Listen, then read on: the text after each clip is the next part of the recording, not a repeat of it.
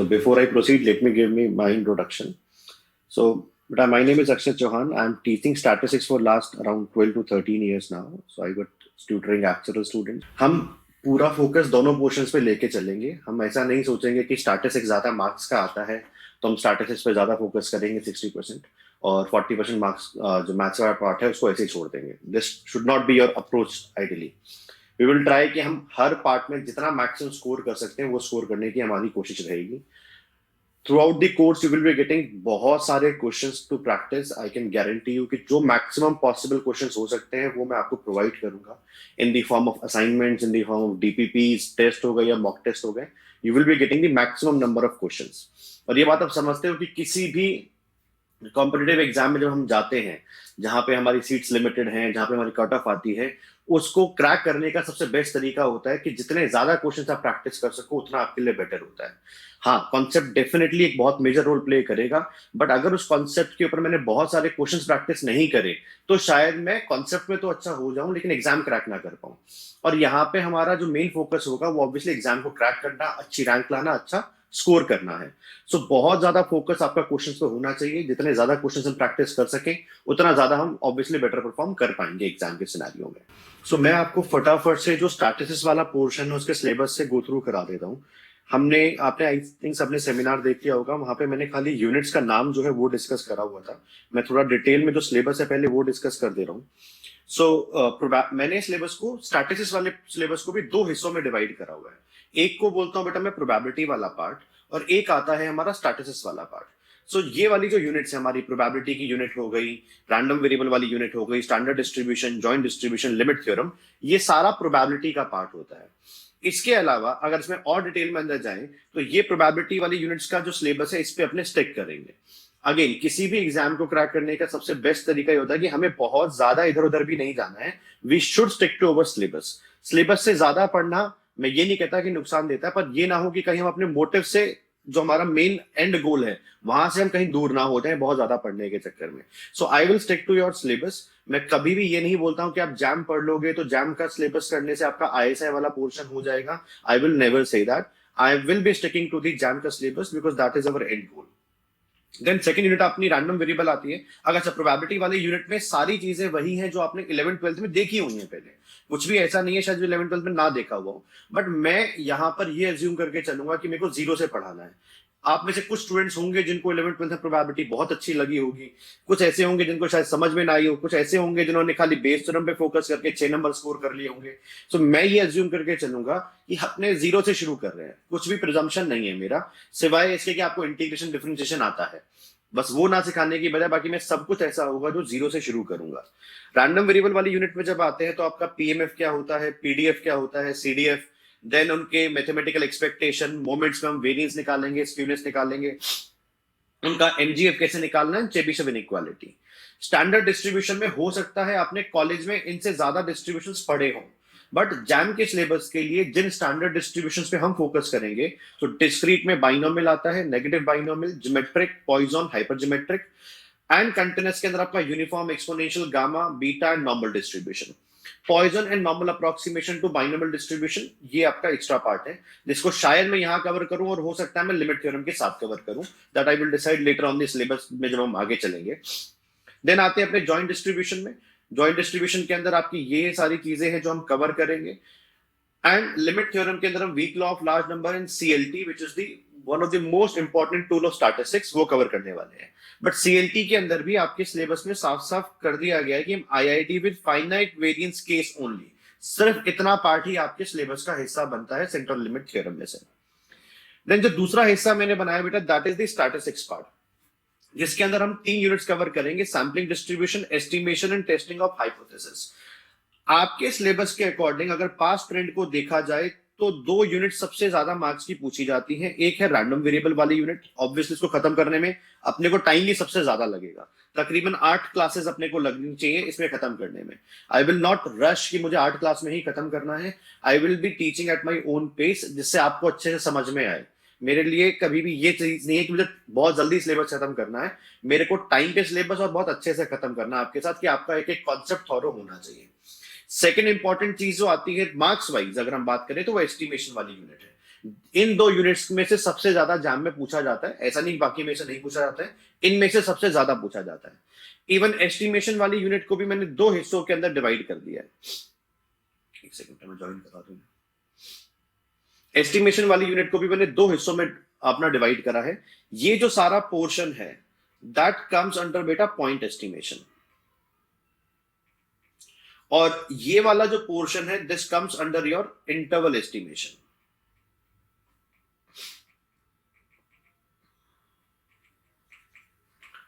सो वैसे हम एक ही यूनिट मान रहे हैं, तो एग्जाम में आपके इन दोनों टॉपिक्स में से मिला के तकरीबन ऑन एवरेज 15-16 मार्क्स का पूछा जाता है। एंड लास्ट यूनिट आपकी टेस्टिंग ऑफ हाइपोथेसिस रहने वाली है। तो ये है आपका पूरा सिलेबस। कितने क्लासेस में हम इसे खत्म करेंगे वो मैं रफ आइडिया आपको दे सकता हूं अभी। फॉर एग्जाम्पल प्रोबेबिलिटी वाली जो यूनिट है उसके अंदर एक चीज आपके सिलेबस का हिस्सा नहीं है जो मैं पहले पढ़ाऊंगा आपको हमेशा, और हमेशा मैं पढ़ाना प्रेफर भी करता हूं। बाहर की यूनिवर्सिटीज किसी का भी कोर्स कर उठा लेना, आपको प्रोबेबिलिटी शुरू करने से पहले पीएनसी ही पढ़ाया जाता है। पीएनसी आता है, फिर सेट थ्योरी आता है, तब हम प्रोबेबिलिटी पे जाते हैं। तो ऑल्दो पीएनसी कहीं पे भी सिलेबस का हिस्सा नहीं है, बट पास्ट में जैम के एग्जाम में देखा गया बहुत सारे क्वेश्चंस हैं जो प्योरली पीएनसी के क्वेश्चंस हैं और वो प्रोबेबिलिटी वाले पार्ट के अंदर पूछे गए हैं आपके। सो हमें 2 क्लासेस लगेंगी पीएनसी खत्म करने में। तो ये 2 क्लासेस सिर्फ आपका बेस सेट करेंगी, और मेरी कोशिश होगी जो 6 से 7 नंबर की प्रोबेबिलिटी की यूनिट आती है, ये फ्री के मार्क्स हमको बिल्कुल भी छोड़ने नहीं है। हम स्ट्रगल करेंगे प्रोबेबिलिटी में, क्योंकि हम पीएनसी में अगर स्ट्रगल करेंगे तो प्रोबेबिलिटी वाली यूनिट पे भी हम स्ट्रगल करेंगे। सो 2 क्लासेस लगा के अपने अच्छे से पीएनसी कवर कर लेंगे, ताकि हमें प्रोबेबिलिटी वाली यूनिट पे जाते हुए क्वेश्चन सॉल्व करने में दिक्कत ना आए कैसी भी। So we will be starting with बेटा पीएनसी। आप हेडिंग डाल लेना permutation and combination.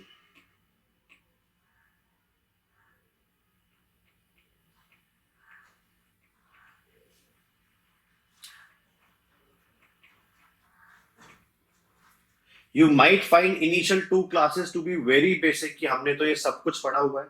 But the point is कि जिस तरीके से हम चीजों को बोलना सीखेंगे, कि जिस तरह की लैंग्वेज मैं यूज करूं अपनी क्लास में, हम सब उसी तरह की लैंग्वेज यूज कर रहे हो, हम सब एक ही पेज पर आ जाए, वो सबसे ज्यादा इंपॉर्टेंट रहता है मेरे लिए। कि अगर मैं बहुत ही सिंप्लीफाइड लैंग्वेज में कुछ बोल रहा हूं तो वहां से आपको तो समझना आसान हो जाता है, चीजों को विजुलाइज करना आसान हो जाता है। तो यहाँ पे मैं जो लेवल रखूंगा पीएनसी पढ़ाने का, वो आपका स्कूल लेवल में जो एनसीईआरटी होता था वहां तक ना रख के थोड़ा सा उससे आगे लेके जाएंगे डेफिनेटली, बिकॉज आप आईआईटी के एग्जाम की तैयारी कर रहे हो। सो आपको जो डीपीपीज मिलेंगी या जो असाइनमेंट मिलेगा इसका, उसमें कुछ क्वेश्चन आपके जेडब्ल्यू एग्जाम के आपको देखने को मिलेंगे। क्योंकि जेडब्ल्यू में आपको क्या होता है, बहुत सारे पीएनसी के अच्छे अच्छे क्वेश्चन देखने को मिलते हैं, ताकि हम अपने एप्टीट्यूड को उस लेवल पे ले जाएं कि किसी भी तरीके का क्वेश्चन मेरे सामने आए पीएनसी का या प्रोबेबिलिटी का, तो मुझे उसको टैकल करने में कहीं भी कोई दिक्कत नहीं होनी चाहिए।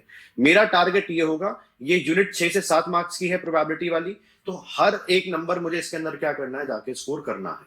ये कोशिश के साथ हम पढ़ेंगे। तो मुझे नहीं पता आपने स्कूल में पीएनसी कैसे पढ़ा। 2 तरह के मेथड्स होते हैं यूजुअली, जो मैं भी कवर करूंगा। मैक्सिमम लोग बॉक्स मेथड से पढ़ाते हैं, मैं भी बॉक्स मेथड ही बोलूंगा। बट एक्चुअली पीएनसी को अगर मैं एक लाइन में समराइज करूं तो बेटा उसका मीनिंग है, ये आप लिख लेना अपने साथ भी, to count without actually counting. मैं आपको सफिशिएंट टाइम दूंगा नोट करने का, जस्ट इन केस अगर मेरी स्पीड थोड़ी सी ज्यादा हो और आप नोट ना कर पाओ तो आप मुझे रोक देना, कोई इशू नहीं है उसके अंदर। तो मेरा टास्क क्या होगा परम्यूटेशन कॉम्बिनेशन के अंदर, कि I have to count without actually counting. अब काउंटिंग क्या होता है, 1 2 3 4, मैं एक एक करके उंगलियों पे चीजें गिनूं, कि मैंने ये बोल दिया कि आपके पास बेटा ये 2 + 2 + 2 + 2 + 2। तो आप क्या करोगे, इनको काउंट करोगे एक एक करके। आप बोलोगे सर इसका आंसर क्या आना चाहिए, 10 आना चाहिए। कि भाई अगर मुझे दो दो को 5 बार ऐड करना है। और इसी चीज का ऑल्टरनेटिव आपने मैथमेटिक्स में क्या पढ़ा हुआ है, कि आप 2 × 5 कर दो तो भी आपका आंसर क्या आ जाता है, 10 आ जाता है। ये अपने सब समझते हैं, बहुत बेसिक सी चीज है। So to count actually without counting means, this actually means multiplication. इस चीज का जो एक्चुअली मीनिंग है ना, वो मल्टीप्लीकेशन है।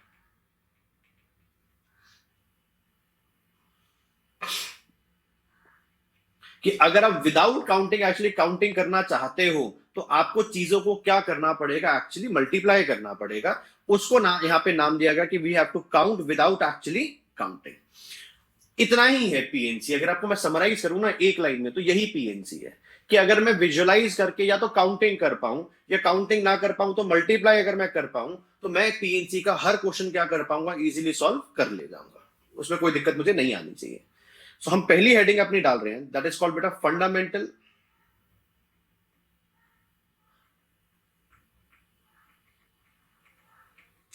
प्रिंसिपल ऑफ काउंटिंग, जहां से शुरुआत होती है आपकी पीएनसी की, फंडामेंटल प्रिंसिपल ऑफ काउंटिंग। और लिख लेना इसके अंदर, मैं डिक्टेट कर रहा हूं प्रिंसिपल।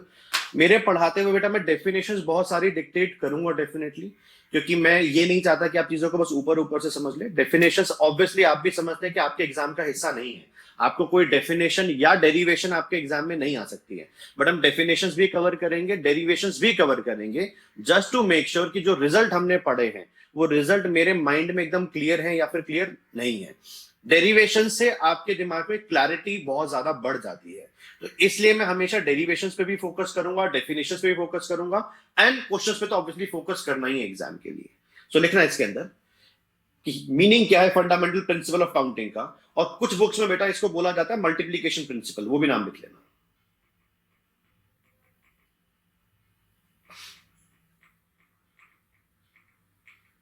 मल्टीप्लीकेशन प्रिंसिपल तो लिखना, if an event occur, if an event occur in m different ways, if an event occur in m different ways,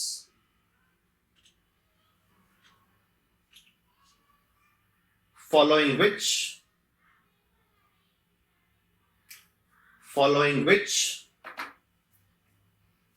another event can occur, following which another event can occur in n different ways,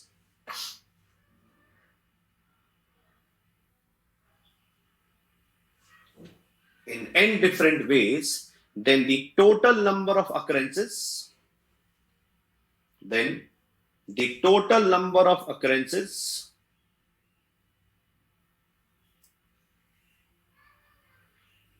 of event,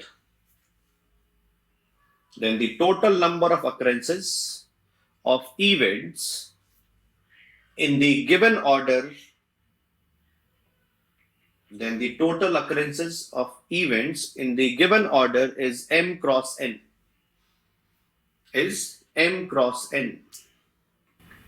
सो ध्यान से सुनना बेटा मेरी बात को। कभी भी आप पीएनसी के क्वेश्चन को अप्रोच करोगे, ये प्रिंसिपल आपका सबसे बेसिक है जो आपके हमेशा काम आएगा।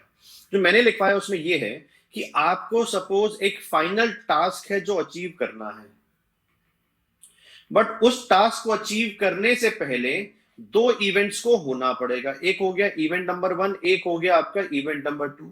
इस इवेंट नंबर 1 को हम परफॉर्म कर सकते हैं या कंप्लीट कर सकते हैं, उसके मेरे पास m वेज हैं, इसको कंप्लीट करने के मेरे पास n वेज हैं। और वहां पे जो गिवन ऑर्डर वर्ड है वो भी बहुत इंपॉर्टेंट है कि फाइनल टास्क पे हम तभी पहुंच पाएंगे जब ये दोनों इवेंट इसी ऑर्डर में कंप्लीट हो, कि पहले इवेंट 1 कंप्लीट हो फिर इवेंट 2 आपका कंप्लीट हो, तब जाके मैं अपना फाइनल टास्क क्या कर पाऊंगा, कंप्लीट कर पाऊंगा। फॉर एग्जाम्पल अगर मैं बोलूं कोई एक सपोज मिस्टर एक्स है, उसके पास 3 शर्ट्स है बेटा, ठीक है, एंड से 4 पैंट्स हैं, और उसको किसी भी दिन ऑफिस जाना है तो इन्हीं में से क्या करना पड़ेगा, रेडी होना। तो कितने तरीके से वो रेडी हो सकता है, तो हमने बोला इवेंट 1 है कि वो सबसे पहले क्या करेगा, शर्ट पहनेगा।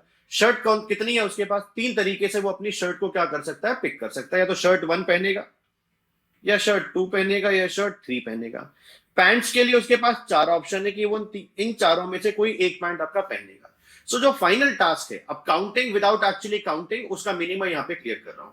तो एक तरीका तो ये है मैं काउंट करूं एक एक केस को, कि हो सकता है उसने शर्ट 1 के साथ पैंट 1 पहना हो सकता है शर्ट 1 के साथ पैंट 2 पहना हो, शर्ट 1 के साथ पैंट 3 पहना हो, शर्ट 1 के साथ पैंट 4 पहना हो। देन सिमिलरली शर्ट 2 के साथ पैंट 1, शर्ट 2 के साथ पैंट 2, शर्ट 2 के साथ पैंट 3, शर्ट 2 के साथ पैंट 4। और हो सकता है शर्ट 3 के साथ भी यही केसेस बने हो। तो ये होता है बेटा counting. This is actually you are counting एक एक केस। और हमने बोला पीएनसी में what we will be doing, we will be actually counting without actually counting, हम we will be counting without actually counting. तो हमने बोला जो पहला शर्ट सिलेक्ट करने के कितने वेज हैं आपके पास, तो आपने बोला 3 वेज है। पैंट सिलेक्ट करने के कितने वेज हैं, 12 वेज हैं। तो ये टोटल टास्क आपका 12 वेज में क्या हो सकता है, कंप्लीट करा जा सकता है। तो फाइनल टास्क था कि शर्ट और पैंट दोनों पहन लिए हो, तो उसको हम 12 तरीके से क्या कर सकते हैं, कंप्लीट कर सकते हैं। तो फंडामेंटल प्रिंसिपल ऑफ काउंटिंग बोले, जहां पे हम एक एक चीज को गिन रहे हैं, या मल्टीप्लीकेशन बोले, बात क्या है, दोनों सेम है। तो ऑब्वियसली हम एक एक चीज को काउंट नहीं करना चाहेंगे, हम क्या फॉलो करना चाहेंगे, मल्टीप्लीकेशन फॉलो करना चाहेंगे हमेशा। यहां तक किसी को कोई डाउट है तो पहले वो बताना, फिर अपने आगे चलेंगे। बहुत बेसिक सा ही है। किसी का डाउट है तो बेटा मैं वेट करूंगा, आप अनम्यूट करके मुझे बता देना, otherwise I am going ahead.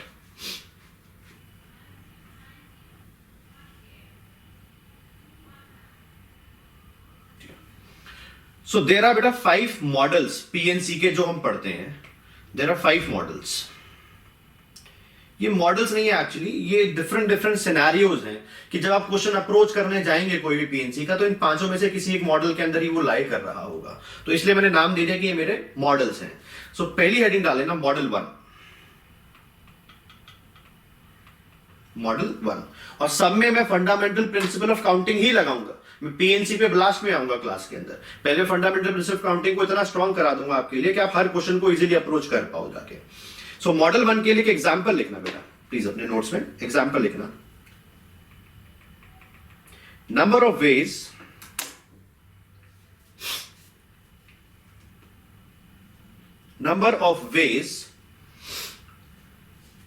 in which number of ways in which one can travel,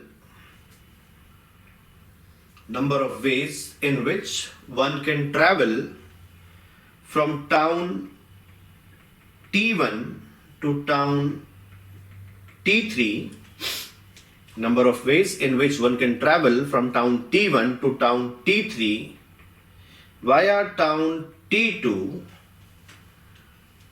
in a definite order. In a definite order. Underline the word in a definite order, क्योंकि वही सबसे ज्यादा important है। तो हमने कहा ऐसे समझते हैं सिनारियो को कि ये रहा टाउन 1,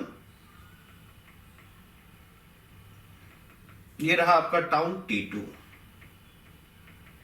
हमें एंड गोल क्या है कि मुझे टाउन T3 में पहुंचना है, ठीक है। तो हमने ऐसा बोला बेटा कि टाउन T1 से T2 जाने के लिए गवर्नमेंट के 3 स्टेट हाईवेज हैं, इनको स्टेट हाईवे बोल देता हूं, कि 3 रास्ते हैं जिनसे आप क्या कर सकते हो, स्टेट हाईवे 1 पकड़ लोगे जाने के लिए, या स्टेट हाईवे 2 पकड़ लोगे, या स्टेट हाईवे 3 पकड़ लोगे। इन 3 तरीके से आप टाउन 1 से टाउन 2 पहुंच सकते हो। एंड देन टाउन 2 से टाउन 3 जाने के लिए आपके सपोज 2 नेशनल हाईवेज हैं, हाईवे 1 बोल देता हूं इसको, हाईवे 2 बोल देता हूं, ठीक है। तो मुझे ये पूछना है आपसे कि टाउन 1 से टाउन T3 पहुंचने के लिए मेरे पास कितने रास्ते अवेलेबल हैं। तो हमने क्या बोला कि चीजों को तोड़ लो, आप हमेशा इवेंट्स को तोड़ लो कि पहला इवेंट क्या है, टाउन T1 से टाउन T2 पहुंचना। अगर मैं एक्चुअली काउंटिंग से जाऊंगा तो ऐसा बोलूंगा टाउन T1 से T2 S1 से भी जा सकता हूं, S2 से भी जा सकता हूं, S3 से भी जा सकता हूं, अगर एक्चुअली काउंट करने गया तो। बोले मैंने बोला T2 से T3 कितने से जा सकते हो, बोले हो सकता है मैं हाईवे 1 पकड़ लूं, हो सकता है मैं इसके साथ हाईवे 2 पकड़ लूं, सिमिलरली इसके साथ हाईवे 1 पकड़ लूं या इसके साथ हाईवे 2 पकड़ लूं, इसके साथ हाईवे 1 पकड़ लूं या इसके साथ हाईवे 2 पकड़ लूं। ये समझते हैं आपने। तो हमने या तो ऐसे काउंट करें कि in total there are 6 ways जिससे एक आदमी टाउन T1 से टाउन T3 पहुंच सकता है, या फिर वही अगर मैं फंडामेंटल प्रिंसिपल ऑफ काउंटिंग लगाऊं तो ये चीजें बहुत आसान हो जाएंगी मेरे लिए। मैंने बोला event 1 can be done in how many ways, तो आ जाते हैं अपने बॉक्स मेथड पे। So event 1 can be done in 3 ways. What is event 1? T1 से T2 पहुंचना is your event 1. T2 से T3 पहुंचना is your event 2, which can be done in how many ways? 2 ways. And ultimately मेरा answer क्या आएगा? 6 ways. बहुत basic सा चीज है, हो सकता है मैं थोड़ा फास्ट पे चलूं, पर अगर आपको लगता है बहुत फास्ट है तो मुझे प्लीज बता देना। तो 2 तरीके हैं, या तो आप एक्चुअली काउंट कर लो चीजों को, या फिर आप क्या करो, फंडामेंटल प्रिंसिपल ऑफ काउंटिंग लगा लो। ये गिनती करने वाला जो सीन है, ये अभी तो अच्छा लग सकता है क्योंकि मैं बहुत छोटे छोटे सिनेरियो आपको दे रहा हूं, बट अगर यही मेरे पास बहुत सारे रास्ते होंगे तब मेरे को काम क्या आने वाली है, एक्चुअली मल्टीप्लीकेशन ही है जो है वो काम आने वाली है। ठीक है, कैन आई मूव अहेड बेटा? अनम्यूट करके बोल दो एक बार, चल सकते हैं आगे? Yes sir. ठीक है, सो आ जाओ मॉडल 2 पे। मॉडल 2 को मैं बोल रहा हूं बेटा that is cinema hall model है एक। आप देखोगे सारे केसेस एक जैसे, बस ये आपको ना क्वेश्चंस को आइडेंटिफाई करने में, जब आप अल्टीमेटली क्वेश्चंस प्रैक्टिस करोगे तो ये मॉडल्स आपको वहां पे काम आने वाले हैं। Model 2 is cinema hall model. लिखना इसमें example, find the number of veg, find the number of ways in which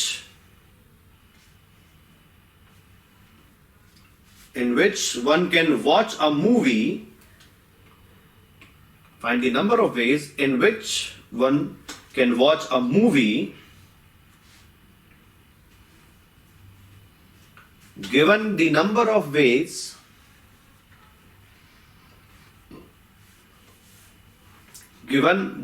of ways are differentiated by exit and entry to the cinema hall. Given the number of ways are differentiated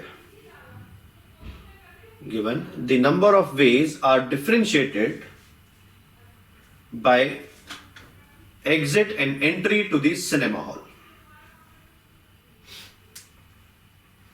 तो मैं एक rough cinema hall आपके लिए draw कर दे रहा हूं बेटा, ठीक है?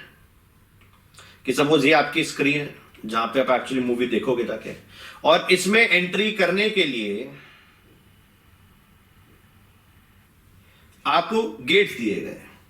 ये गेट है, सपोज ये गेट है, ये गेट है, ये गेट है, ये गेट है और ये गेट है। सपोज इतने गेट्स हैं, इसको मैं नाम देता हूं, ये मेरा गेट 1 है, ये गेट 2 है, ये गेट 3 है, ये गेट 4 है, ये आपका गेट 5 है और ये आपका गेट 6 है। तो इवेंट तो क्या है? मूवी देख के आना, मूवी को देखना इज और इवेंट। और कह रहा वो डिफरेंशिएटेड किससे है? आपके एंट्री और एग्जिट करने के कितने तरीके हैं। क्या मेरी स्टेटमेंट में मैंने कोई रिस्ट्रिक्शन लगाई आपको कि जिस गेट से आप एंट्री करेंगे उससे आप एग्जिट नहीं करेंगे? There is no such restriction imposed. तो अगर मैं काउंटिंग वाले मेथड से जाऊं तो मैं बोलूंगा एक केस ये हो सकता है मैं गेट 1 से ही एंटर करूं, गेट 1 से ही एग्जिट कर लूं, या गेट 1 से एंटर करूं, गेट 2 से एग्जिट कर लूं, गेट 1 से एंटर करूं, गेट 3 से एग्जिट कर लूं, और ऐसे करते करते मैं गेट 6 तक चला जाऊं। सिमिलर केसेस आप गेट 2 के साथ बना सकते हो कि गेट 2 से जाऊं, गेट 1 से आ जाऊं, गेट 2 या फिर गेट 2 के साथ गेट 6, एंड करते करते लास्ट केस क्या होगा? गेट 6 से जाऊं, गेट 6 से आ जाऊं, या गेट 6 से जाऊं, गेट 1 से बाहर निकलूं। ये केसेस मेरे बन सकते हैं। तो अगर काउंट करने गया तो कितने केसेस दिखाई दे रहे हैं बेटा आपको? There are 36 ways. वही अगर मैं इसको बॉक्स मेथड में चला जाऊं तो what is your event 1? That is entry करना। What is your event 2? Exit करना। एंट्री करने के 6 तरीके, एग्जिट करने के 6 तरीके, तो there are total 36 ways in which I can complete this task. Given I am imposing a restriction now कि जिस गेट से आपने एंट्री करी है that gate can not be used for exit now. आप जिस गेट से एंटर करोगे उससे एग्जिट नहीं करोगे। तो काउंटिंग वाले वे में गए तो आप बोलोगे सर यानी ये केस अब पॉसिबल नहीं होना चाहिए, जिससे घुसा उससे बाहर नहीं निकल सकता।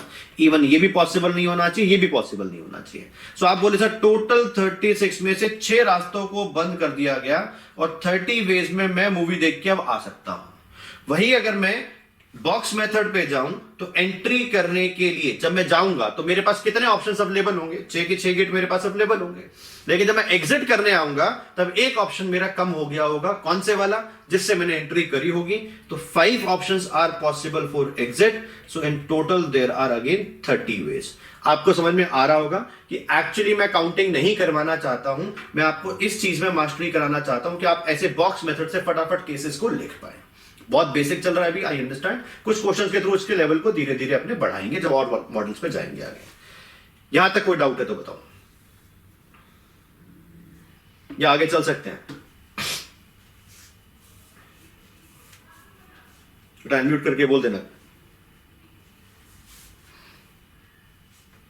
No doubt sir. Okay, so model number 3 लिख लेना।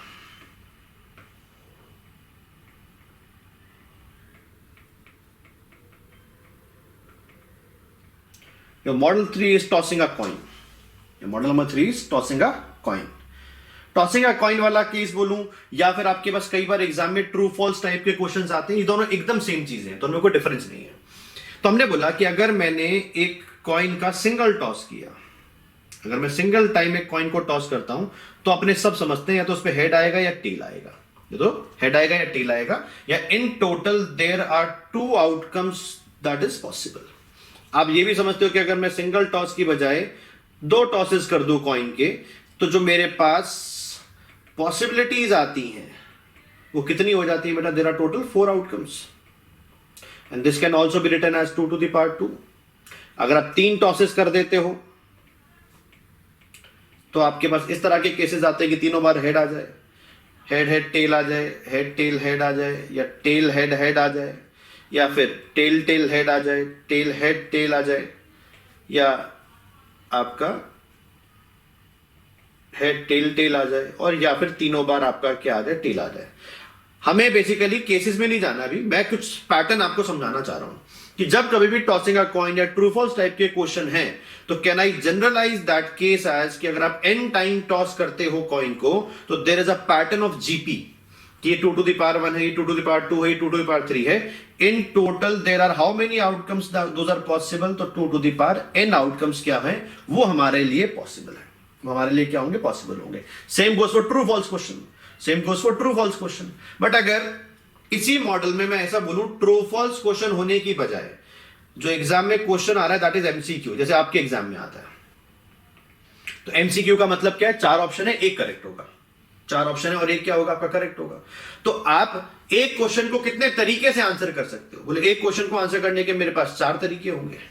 वही एग्जाम में 2 क्वेश्चन कर दूं तो कितने तरीके से आंसर दे सकते हो आप? मैं करेक्ट नहीं बोल रहा हूं, कितने तरीके से आंसर कर सकते हो अभी मैं उस पर फोकस कर रहा हूं। तो बोले 4 स्क्वायर। तो इन टोटल अगर एग्जाम में 100 क्वेश्चंस आते हैं और सारे एमसीक्यू होते हैं तो there are 4 to the power 100 ways in which I can answer the question. That's a different thing कि उनमें से कितने करेक्ट होंगे कितने गलत होंगे वो एक अलग बात है, but total ways of answering the paper is 4 to the power 100। तो this is your model number 3 जहां पे आप क्या ऑब्जर्व करोगे? जीपी ऑब्जर्व करोगे हमेशा इस तरह के आउटकम्स के अंदर। यहां तक कोई डाउट?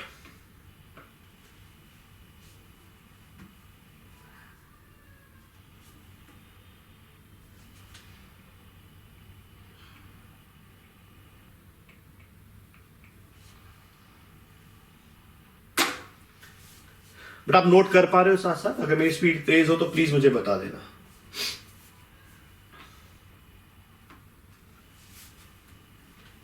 चल सकता हूं आगे? Yes, sir, no doubt. Okay, एक मिनट। आयुष बेटा आपको आवाज क्यों नहीं आ रही मुझे पता नहीं है, हमारी तरफ से कोई इशू है नहीं क्योंकि आई थिंक सारे बच्चों को ऑडिबल होगी आवाज, if I am not wrong. सबको आवाज आ रही है ना आराम से? हाँ, yes, sir, आ रही है। यस सर आ रही है। आयुष आपको अभी आवाज आ रही है मेरी?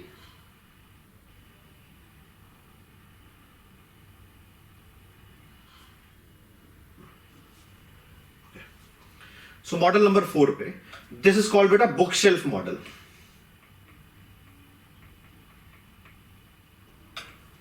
बुक शेल्फ मॉडल में क्या है कि सपोज मैं आपको 4 बुक्स दे रहा हूं रखने के लिए, आपके फिजिक्स की, केमिस्ट्री की, मैथ्स की और इंग्लिश की, ये 4 बुक्स आपके पास है।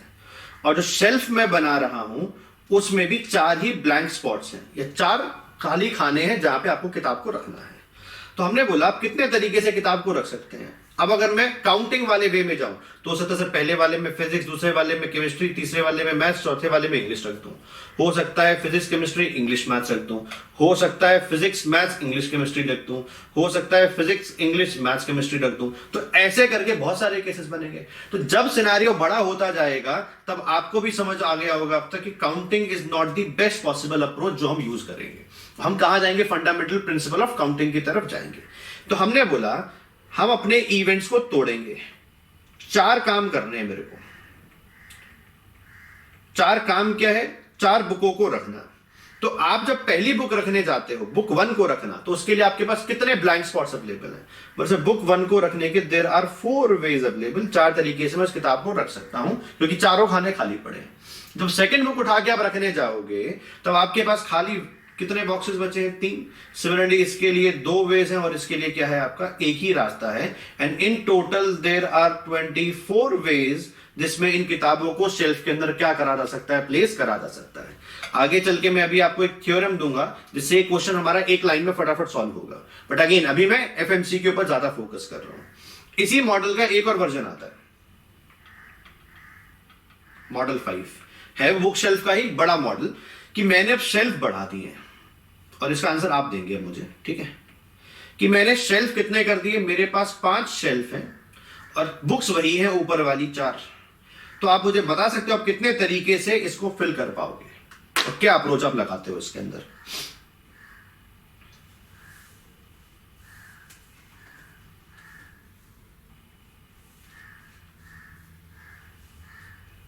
कोई अनम्यूट करके आंसर करना चाहे इसका? 5 फैक्टोरियल से। वो तो आपका आंसर है, मुझे एक्चुअली वही मुझे सोच जाननी है। आंसर तो हम भी ऊपर 4 फैक्टोरियल देते, क्यों आप 5 फैक्टोरियल आंसर दे रहे हो? मुझे वो पूरा सोच जाननी है। समझ रहे हो बात को मैं क्या कह रहा हूं? कि आपकी सोच क्या, आपने कैसे फिल करा, वो मुझे एक बार एक्सप्लेन करो आप। हमारे पास नंबर ऑफ वेज होंगी ना। सबसे पहले बॉक्स में रखने के लिए 5 हो सकता है। हम बिल्कुल, जब मैं पहली बुक उठाऊंगा तो मेरे पास 5 ऑप्शंस अवेलेबल है, करेक्ट। सेकंड उठाऊंगा तो 4, अगेन देन 3, देन 2। और यहाँ पे रखने के लिए कुछ है नहीं, नहीं है तो ये क्या रहेगा? ब्लैंक रहेगा। यस करेक्ट है, आंसर करेक्ट है आपका। तो 5 इंटू 4 इंटू 3 इंटू 2। तो इसी को कई लोग ऐसे भी समझते हैं कि ना एक पहले ब्लैंक छोड़ देता हूं मैं। ये लोग ऐसे भी पढ़ते हैं। मेरे को एक, ये तो पक्की बात है ना, एक शेल्फ मेरी ब्लैंक रहेगी, इसमें तो कोई डाउट नहीं है। वो एक शेल्फ को ब्लैंक कितने तरीके से छोड़ा जा सकता है? भाई आपने टास्क, आपका जो इवेंट था, आपने इवेंट को कैसे ब्रेक करा? मुझे फर्स्ट बुक रखनी है, सेकंड बुक रखनी है, थर्ड बुक रखनी है, फोर्थ बुक रखनी है। आपने ये इवेंट बोले, तो इसलिए आपने 5, इसके 4, इसके 3, इसके 2 वेज बोले, करेक्ट है। पर कोई इवेंट को ऐसे भी तो तोड़ सकता है कि पहले तो मैं एक शेल्फ को खाली छोड़ना चाहता हूं। तो अगर आपका पहला इवेंट ये है कि मुझे एक शेल्फ खाली छोड़ना है, तो वो कितने तरीकों से हो सकता है? आप 5 तरीके से कोई एक शेल्फ को खाली छोड़ सकते हो। फिर आपने बोला उसके बाद जब मैं खाली छोड़ चुका हूं, उसके बाद मैं पहली बुक रखने जाऊंगा, कितने वेज? 4। दूसरे के लिए 3, फिर 2, फिर 1। क्या ये अप्रोच गलत है बेटा? करेक्ट है अप्रोच? करेक्ट है। मैं जानबूझ के खाली वाली अप्रोच पे आ रहा हूं क्योंकि ऐसे बहुत सारे क्वेश्चंस आएंगे एग्जाम में जहां पे आपको चीजों को ब्लैंक छोड़ना है। तो ब्लैंक छोड़, इसमें हमने ऐसे बोला कि पहले ब्लैंक छोड़ेंगे फिर अरेंज करेंगे चारों चीजों को। दोनों केसेस से मेरा आंसर क्या निकल के आने वाला है? सेम आंसर निकल के आने वाला है। So I hope fundamental principle of counting सबको क्लियर हो चुका होगा। What we have to do, we have to break our task. कितने तरीके, क्या के इवेंट हैं जो परफॉर्म करने हैं? जिन्होंने आंसर किया था, नाम क्या था बेटा? जागृति। जागृति की जो अप्रोच थी वो ये थी कि वो बुक्स को प्लेस करना चाहती थी। मैंने अपनी अप्रोच में इवेंट को कैसे तोड़ा कि मैं पहले ब्लैंक छोड़ना चाहता हूं, फिर मैं बुक्स को क्या करना चाहता हूं? प्लेस करना चाहता हूं। बट तरीके हम दोनों के क्या निकल के आएंगे? सेम ही निकल के आने वाले हैं। कोई भी डाउट यहां तक कैसा भी? तो मेरा बोलना बहुत कुछ हो गया। अब आपका टास्क शुरू होता है। We will start practicing few questions बेटा, ठीक है? जल्दी जल्दी करेंगे, ज्यादा टाइम नहीं लगाएंगे ताकि आप लोग भी एंगेज रह सकें क्लास के अंदर। आप मुझे क्वेश्चन नंबर 1 का आंसर करके देंगे, फिर अपने डिस्कस करेंगे। कर सकते हैं डिस्कशन शुरू? तो आपको बनाने हैं 3 डिजिट नंबर्स। तो ये बहुत क्लियर हो गया कि आपके पास 3 बॉक्सेस हैं जिनको आपको क्या करना है? एक्चुअली फिल करना है।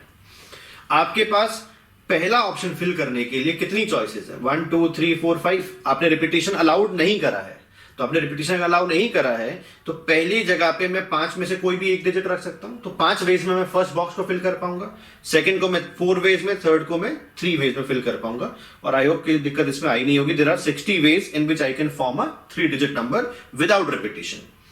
अगर मैं रिपीटेशन अलाउ कर देता हूं तो क्या हो जाएगा? आपको रिस्ट्रिक्शन ही नहीं है, नंबर रिपीट हो सकते हैं। तो हर जगह पे जब मैं जाऊंगा मेरे पास 5 चॉइसेस हमेशा क्या होंगी? अवेलेबल होंगी। So in total there are 125 ways in which I can form a 3 digit number अगर रिपीटेशन अलाउ कर दी जाए। कोई बोले इसका आंसर देगा? इवन नंबर वाले का क्या आया? एंड विदाउट रिपीटेशन है वो 24।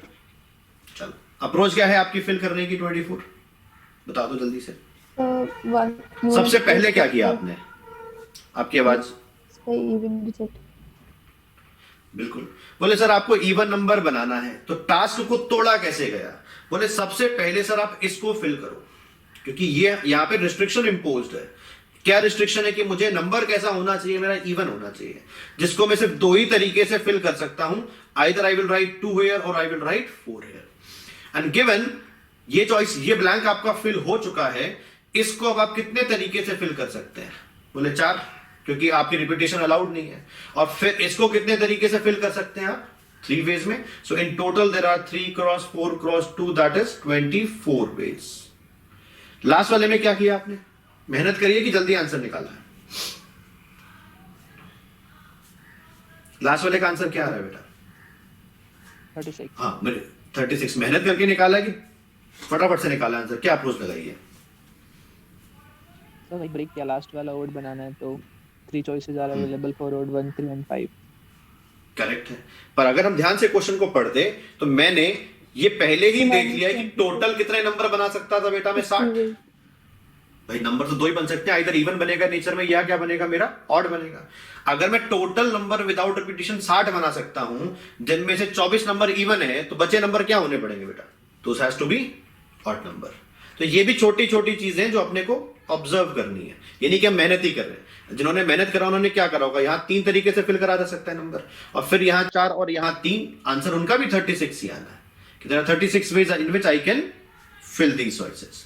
चलता है? क्वेश्चन नंबर 2 एक ट्राई कर दो मेरे लिए फटाफट से।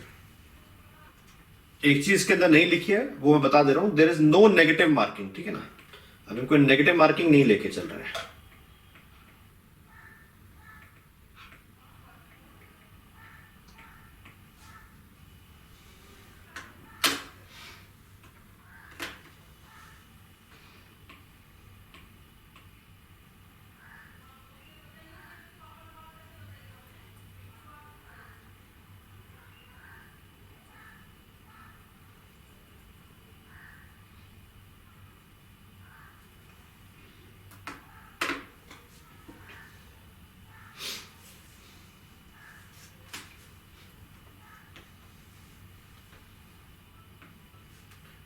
तो सबसे पहले मॉडल 3 से अगर मैं आपसे पूछूं, so total ways of answering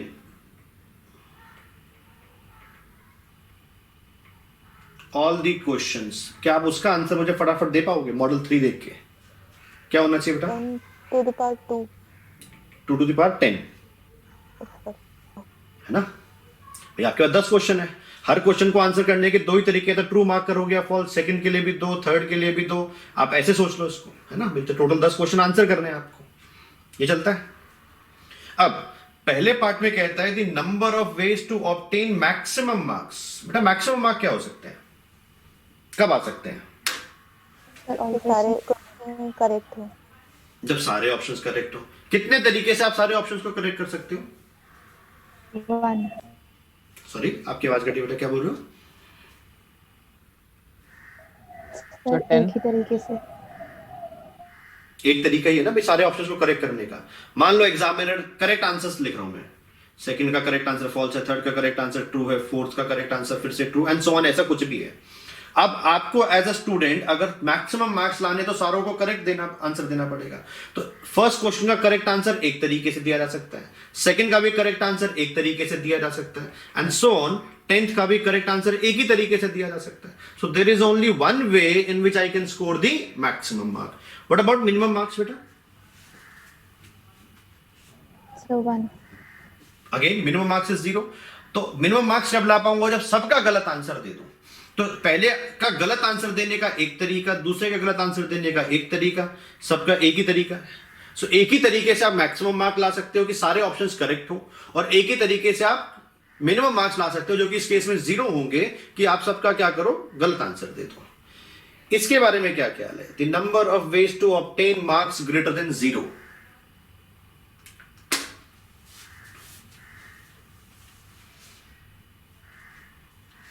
किसी के पास आंसर इसका? So total cases minus the case in which we can score 0 mark. Yes. और the case in which we can score 0 marks, क्या हम उसका आंसर निकाल चुके हैं ऊपर? अभी 1 निकाल चुके हैं। Yes. जो अप्रोच आपने लगाई, दिस इज कॉल्ड बेटा डिस्ट्रक्टिव अप्रोच, विध्वंस करना बोलते हैं इसको, ठीक है। एक होती है कंस्ट्रक्टिव अप्रोच कि आप सोचो, बोलो सर 0 मार्क्स से ज्यादा लाना है तो या मुझे कम से कम 1 करेक्ट करना पड़ेगा, या 2 करेक्ट करूं, या 3 करेक्ट करूं, ऐसे करते करते 10 करेक्ट करूं, या तो इतना सोचूं मैं, और इतना सोचूंगा तो बहुत सारे केसेस बनाने पड़ेंगे। तो हमने बोला अगर आपको ग्रेटर देन 0 मार्क्स चाहिए तो हमने बोला टोटल वेज हो गए पहले तो आपके जो है वो तो है। टोटल वेज को मैं ऐसे ब्रेक कर सकता हूं कि 0 correct plus 1 correct plus 2 correct plus 10 correct, ये चल सकता है। हमें 0 करेक्ट वाले ऑप्शन पे जाना था। 0 करेक्ट के कितने तरीके थे? एक टोटल नंबर ऑफ वेज क्या थे? 2 टू द पावर 10। क्या बचे हुए केसेस वही हैं जहां पे मुझे 0 से ज्यादा मार्क्स मिलेंगे?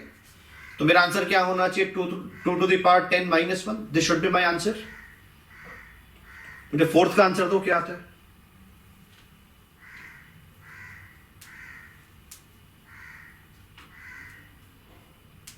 सर सेम, मतलब total cases minus no answer wrong means one case that in भाई अब हम कैसे तोड़ रहे हैं? अब हम तोड़ कैसे रहे हैं भाई? केसेस क्या बन सकते हैं? आपको क्या करना है? एटलीस्ट 1 रॉन्ग आंसर की आप बात कर रहे हो, बोले टोटल केसेस क्या है कि एक भी गलत ना हो, 1 गलत हो, 2 गलत हो, ऐसे करते करते 10 गलत हो। These are a total number of ways. And required क्या है बेटा आपका? ये पार्ट रिक्वायर्ड है। टोटल 2 टू द पावर 10 आना है, वो हम पहले डिसाइड कर चुके हैं। ये मेरा रिक्वायर्ड पोर्शन है जिसका मुझे आंसर चाहिए।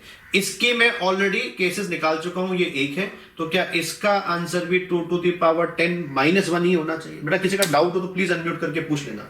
एक पार्ट मैंने लिखा नहीं है यहां पे, वो आप मुझे और आंसर करके देना कि एग्जैक्टली एक correct answer, exactly 1 correct answer, इसको आप कैसे आंसर करोगे? अभी तो क्या था? एटलीस्ट 1 आंसर इज रॉन्ग, मैं कहता हूं एग्जैक्टली 1 आंसर इज करेक्ट। ये कितने वेज में हो सकता है?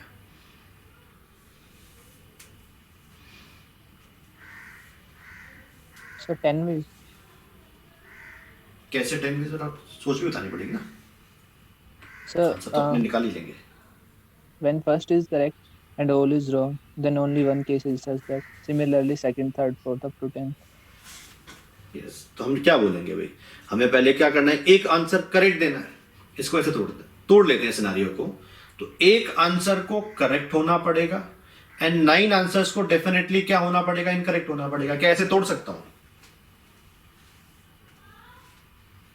मैं? ये चलती है सोच, इसमें कोई दिक्कत तो नहीं। 2 इवेंट्स मुझे परफॉर्म करने हैं, एक आंसर करेक्ट होना चाहिए। बेटा एक करेक्ट आंसर देने के there are how many ways? बता सकते हो आप मुझे? बॉक्स बना देता हूं। ये 1 करेक्ट वाला बॉक्स है, ये 9 इनकरेक्ट वाला बॉक्स है। इस बॉक्स को आप कितने वेज में फिल कर सकते हो?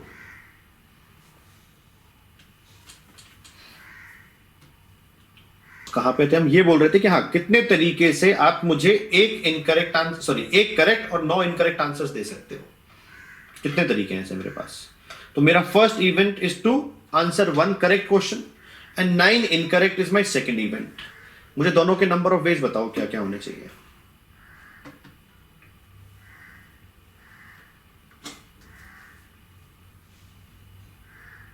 कोई अनम्यूट करके बोलेगा बेटा?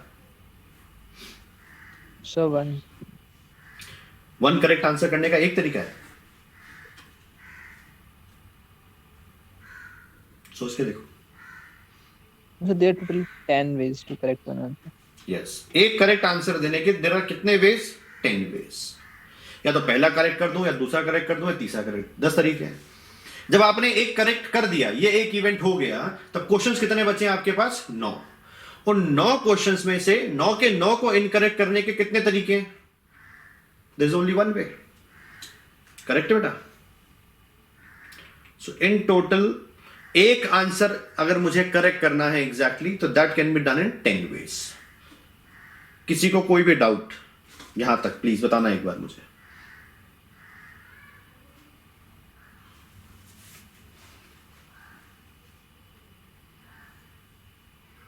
बेटा डाउट है किसी का? क्या चलूं आगे?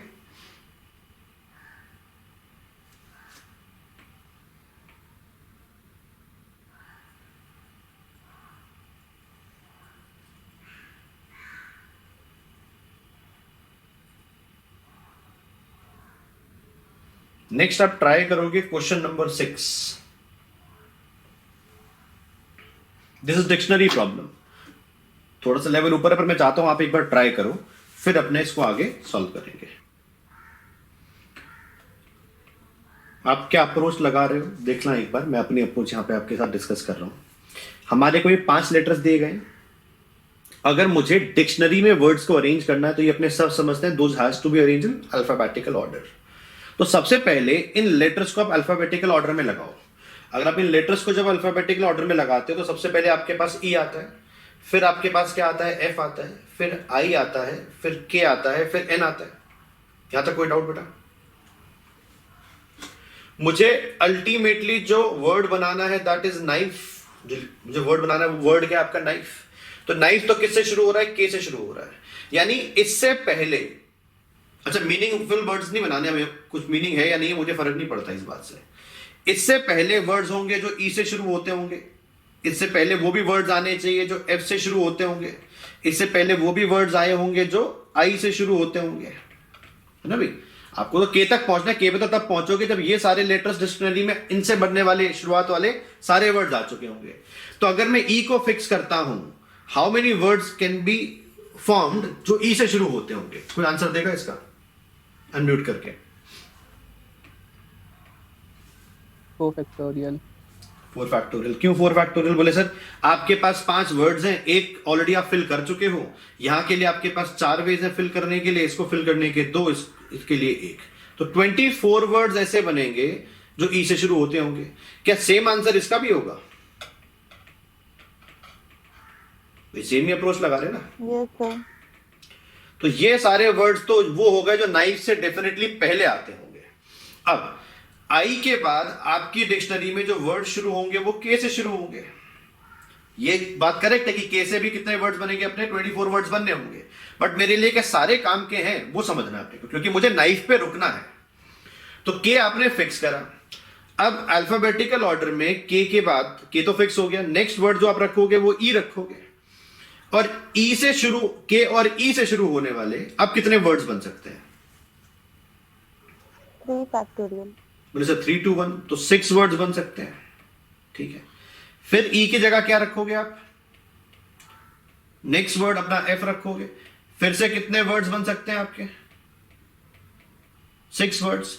फिर एफ की जगह क्या रखोगे आप? आई रखोगे, फिर से कितने वर्ड्स? 6 वर्ड्स आ गए आपके। अब क्या करोगे आप? के तो रखना ही रखना है स्टार्टिंग में, अब क्या रखोगे आई की जगह पे? एन। एन रखोगे।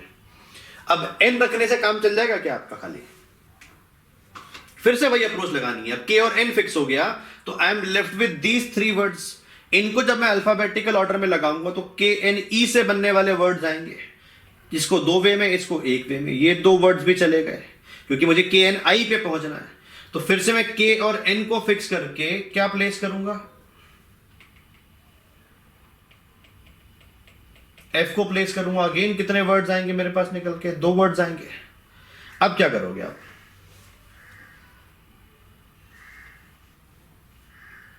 तीन दिन वाले फिक्स हो गए ना। प्लेस करेंगे। अब क्या करोगे? एफ की जगह पे आई प्लेस करोगे। करेक्ट है। अब फिर से अल्फाबेटिकल ऑर्डर में जब आप जाओगे तो इसकी जगह पे ई रखना पड़ेगा, एंड यहां के लिए I am left with only word F. तो एक वर्ड ये बन गया आपका, एंड लास्ट वर्ड क्या होगा अब आपका? क्या ये वर्ड आपका लास्ट होना चाहिए? चलता है बेटा? कितने, कौन सी पोजीशन पे आएगा डिक्शनरी में? करोगे आंसर? ये कितने हो गए? 72 तो ये हो गए, 20 आपके ये हो गए, कितने हो गए? 92, 93, 94, 95 ये कौन सी पोजीशन आई है निकल के? 95th position. तो जो 96th वर्ड बनेगा, क्या वो वर्ड हमारा नाइफ होगा अगर हम इन लेटर्स को अरेंज करते हैं तो? बेटा अप्रोच क्लियर है सबको?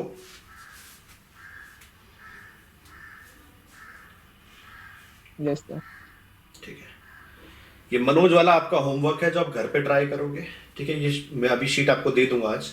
आप मुझे क्वेश्चन नंबर 7 और क्वेश्चन नंबर 8 ये ट्राई करके दोगे।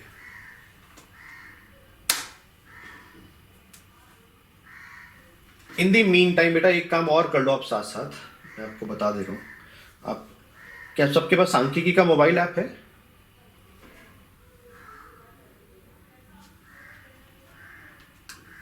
No, sir. मैं बता देता हूँ नो आपको, एक सर। सेकंड मैं यहाँ पे लिख दे रहा हूँ। आप क्या करोगे, आप सबसे पहले सांख्यिकी, अगर आप एंड्रॉयड यूजर हो तो आप सांख्यिकी का मोबाइल ऐप डाउनलोड कर लोगे। डाउनलोड करने के बाद बेटा आपसे ना बैच ऑप्शन पूछेगा, बैच कोड पूछेगा वो आपसे जब आपको लॉगिन करना होगा।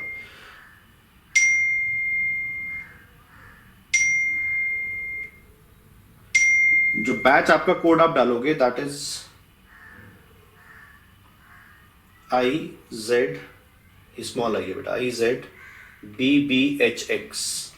This is the batch code जो आप इनपुट करोगे ऐप डाउनलोड करने के बाद। कोई अगर आईफोन यूजर है यहाँ पे तो प्लीज एक बार अनम्यूट करके बताना मुझे। This is for Android users.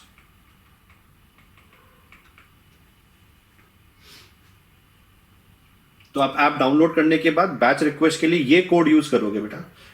यहाँ पे रिक्वेस्ट आएगी, उसको एक्सेप्ट करके ये जो पीडीएफ है हमारा जो इसको आज हम यूज कर रहे हैं क्लास में, ये मैं वहां पे ग्रुप में आपको डाल दूंगा ताकि आप नेक्स्ट वीक तक इसको कंप्लीट करके रख सको टीपीपी को।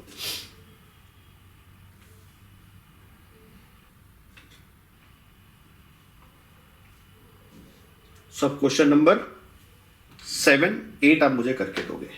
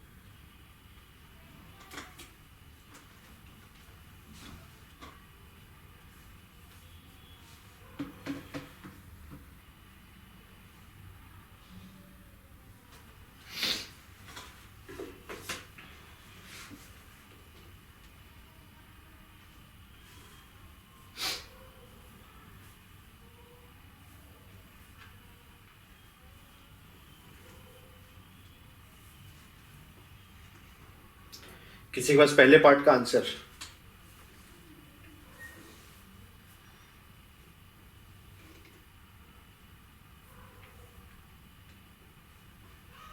वन 144. 144 देखते हैं, चलो बता दो। टोटल कितने लेटर्स हैं? 1 2 3 4 5 6 7। सो इन टोटल देर आर 1 2 3 4 5 6 7, ठीक है। In total there are 7 boxes that I have to fill. Now task को दो हिस्सों में तोड़ते हैं। दो हिस्सों में तोड़ना क्या? टास्क 1 क्या है आपका कि वॉवल्स एट इवन पोजीशन। भैया आपका टास्क है। कितनी इवन पोजीशन है आपके पास बेटा? अनम्यूट करके बोलो कोई, कितनी इवन पोजीशन है? सर 3। 3। कितने? 3 इवन पोजीशन है ना, ये रही 1 2 3। कितने वॉवल्स, सॉरी कितने वॉवल्स हैं? 3 सर। 3। 3 वॉवल्स और 3 पोजीशन फिल करनी है मुझे। यानी इसको अगर छोटा ब्रेक कर दूं तो फर्स्ट पोजीशन के लिए मेरे पास 3 चॉइसेस, सेकंड के लिए 2, थर्ड के लिए 1। यानी फर्स्ट टास्क कि वॉवल्स को इवन पोजीशन ऑक्यूपाई करवानी है, that can be completed in 3 factorial और 6 वेज। ये चलता है। What is your task 2? Consonants eight other positions. बेटा कितनी पोजीशंस बची हैं आपकी? 4। कितने कॉन्सोनेंट्स है आपके पास? 4। कितने वेज में फिल कर सकते हैं? 4 फैक्टोरियल वेज में चलता है क्या? सेम लॉजिक से कि भाई अगर इसको तोड़ के हम 4 केसेस बना दें तो first can be filled in 4, second can be filled in 3 ways, then 2, then 1।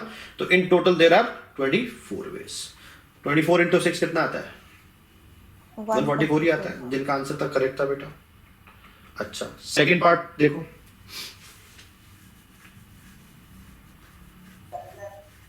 Second भी सर 144। सेकंड में 144 देखते हैं। चलो सेकंड वाले में टास्क को कैसे तोड़ोगे? टास्क 1 क्या है आपका? कि वॉवल्स को odd position, vowels occupy odd position, ये हमारा टास्क है बेटा। How many odd positions are there? 4 sir. 4. How many vowels are there? 3। कौन सा मॉडल तक आपको जो हमने आज पढ़े मॉडल्स के बुक शेल्फ का सबसे लास्ट वाला मॉडल आ गया? Yes sir. तो कितने वेज में फिल करा जा सकता है इसको? बोले सर पहला वॉवल फिल करने के लिए आई हैव, नहीं ध्यान से समझो। 4। पहला वॉवल फिल करने के लिए I have 4 choices, second vowel fill करने के लिए I have 3 choices and third vowel fill करने के लिए आई हैव 2 चॉइसेस। ये बेटा मैंने आपके वाली अप्रोच से बताया, जिस तरीके से आपने अप्रोच किया था पहले। और ब्लैंक वाली अप्रोच से चले तो हम क्या बोलेंगे, अगर एक प्लेस को ब्लैंक छोड़ना है तो कितने तरीके से ब्लैंक छोड़ा जा सकता है? 4 तरीके से। एंड 3 वॉवल्स को देन फिट करा जा सकता है 3 into 2 into 1 वेज में। तो वॉवल्स आपके फिक्स हो गए। अब कॉन्सोनेंट्स को प्लेस करना है और सेकंड टास्क, वो तो सेम। कितने प्लेसेस बचे होंगे आपके पास अब 3 वॉवल्स बिठाने के बाद? 4। कॉन्सोनेंट्स कितने? 4। दिस कैन बी फिल्ड इन कितने वेज अगेन? 4 फैक्टोरियल। 4 फैक्टोरियल। तो आंसर क्या आना चाहिए बेटा आपका? 4 फैक्टोरियल into 4 फैक्टोरियल। चलता है? कोई डाउट बेटा? किसी और का कोई डाउट अनम्यूट करके पूछ सकते हो। और ये हो गया तो क्वेश्चन नंबर 8, इसका आंसर आप दोगे।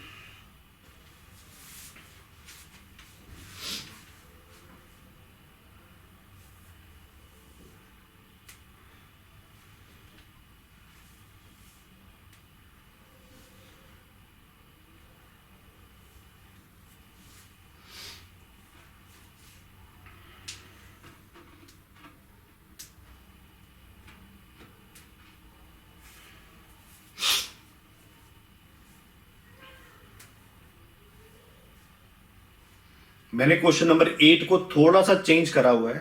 ये क्वेश्चन प्रोबेबिलिटी की फॉर्म में जैम 2012 में आया हुआ है। तो just to give you an idea कि परम्यूटेशन कॉम्बिनेशन के questions as it is probability में बना के आपको पूछे जाते हैं। ये क्वेश्चन नंबर 8 जो बेशक आपको लिखना हो लिख लेना अपने नोट्स में कि दिस इज जैम 2012 का क्वेश्चन। वो ओरिजिनल क्वेश्चन क्या है वो भी अभी आपको मैं बता दूंगा, पर अभी हम अपना क्वेश्चन सॉल्व करते हैं।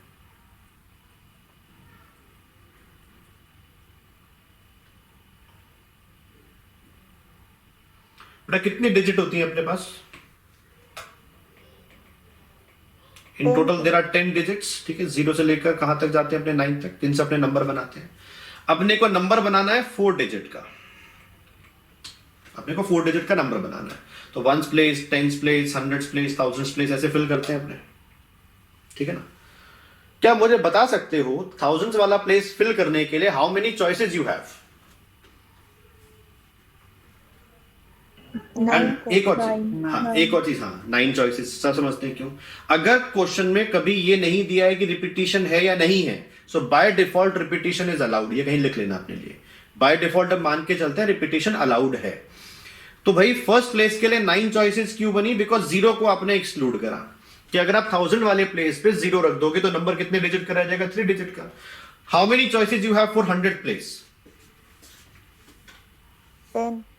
कोई रिस्ट्रिक्शन नहीं। अब तो भाई कोई रिस्ट्रिक्शन नहीं। So in total there are 9000 numbers. ये अपने जानते हैं, वैसे भी गिनती भी कर सकते थे कि आप सर 1000 से लेकर क्या कर लो 9999 तक चले जाओ तो ये नंबर्स कितने बनेंगे? यानी 9000 नंबर्स बनने वाले हैं। कैसे भी सोच लो, ये तो total number of 4 digit numbers हैं जो बन सकते हैं। अब मुझे ऐसे नंबर चुनने हैं जिनके अंदर एग्जैक्टली कितने 0 आते हो? 2 0 आते हो। आप टास्क को तोड़ने की कोशिश करो पहले, फिर देखो कि आप आंसर कर पा रहे हो या नहीं कर पा रहे हो।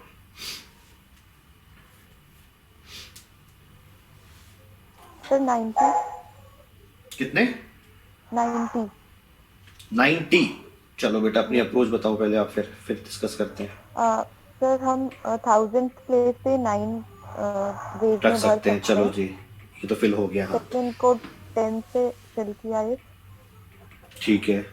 और 2 zeros एग्जैक्टली होने चाहिए, तो उन दोनों को 1 वेज में कर सकते हैं। कोई और जो इसी अप्रोच से एग्री करता हो? या डिसएग्री करता हो? सर 0 बस 2 बार आएगा करके 110 नहीं हो सकता ना? सॉरी, आप क्या बोला बेटा, दोबारा बोलना।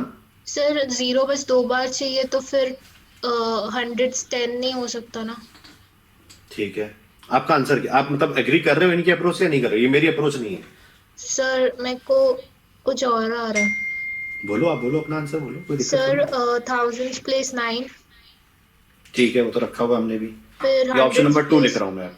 हाँ फिर हंड्रेड्स प्लेस 9, 9। फिर टेंस 1 और वंस 1, और जो हंड्रेड्स टेंस और वंस है that can be arranged in 3 veg.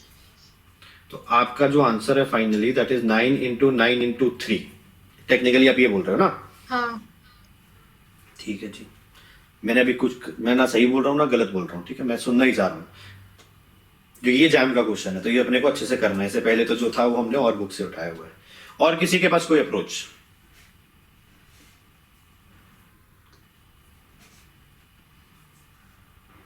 या अग्री करते हैं इन दो में से किसी अप्रोच से? तो बताओ बेटा।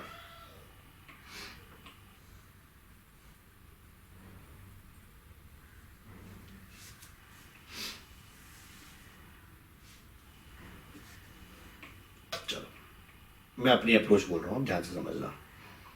तो इस बात में तो किसी को डाउट नहीं है कि पहला place can be filled in 9 ways. इस पे तो हम सब क्या करते हैं, एग्री करते हैं। अब मैंने टास्क तोड़ा दो हिस्सों में। मेरा टास्क 1 क्या है कि अपने को फिल करने हैं 2 0। अपने को 2 0 फिल करने हैं बेटा। 2 0 आप कितने तरीके से फिल कर सकते हो बताओगे आप मुझे एक बार? इसको बस खाली इतना आंसर करो कि अगर मुझे यहां पे 2 0 फिल करने हैं तो वो कितने तरीके से करे जा सकते हैं? Sir 3 veg. 3 वेज करेक्ट है। सब आंसर सब एग्री करते हैं। 3 वेज क्या क्या हो सकते हैं वो? भाई आपको बोले सर या तो वो 2 0 को आप क्या करो, यहां पे रख दो, है ना भाई, ऐसे बोल देते हैं ताकि आप इजीली विजुलाइज कर पाओ कि पहला प्लेस तो हमारा फिल है ही है, इसको x बोल देते हैं। x 0 0 x फॉर्म का नंबर बन सकता है ना, x x 0 0 फॉर्म का नंबर बन सकता है, एक x 0 फॉर्म का नंबर बन सकता है। तीन ही तरीके से फिल करे जा सकते हैं ना, कि या तो बीच वाली 2 पोजीशन में 0 बिठा दो, या लास्ट वाली 2 पोजीशन में 0 बिठा दो, या फिर यहां पे बिठा दो सेकंड पे और फोर्थ पोजीशन पे। तो this task can be completed in how many veg बेटा? 3 वेज। इसमें किसी को कोई डाउट?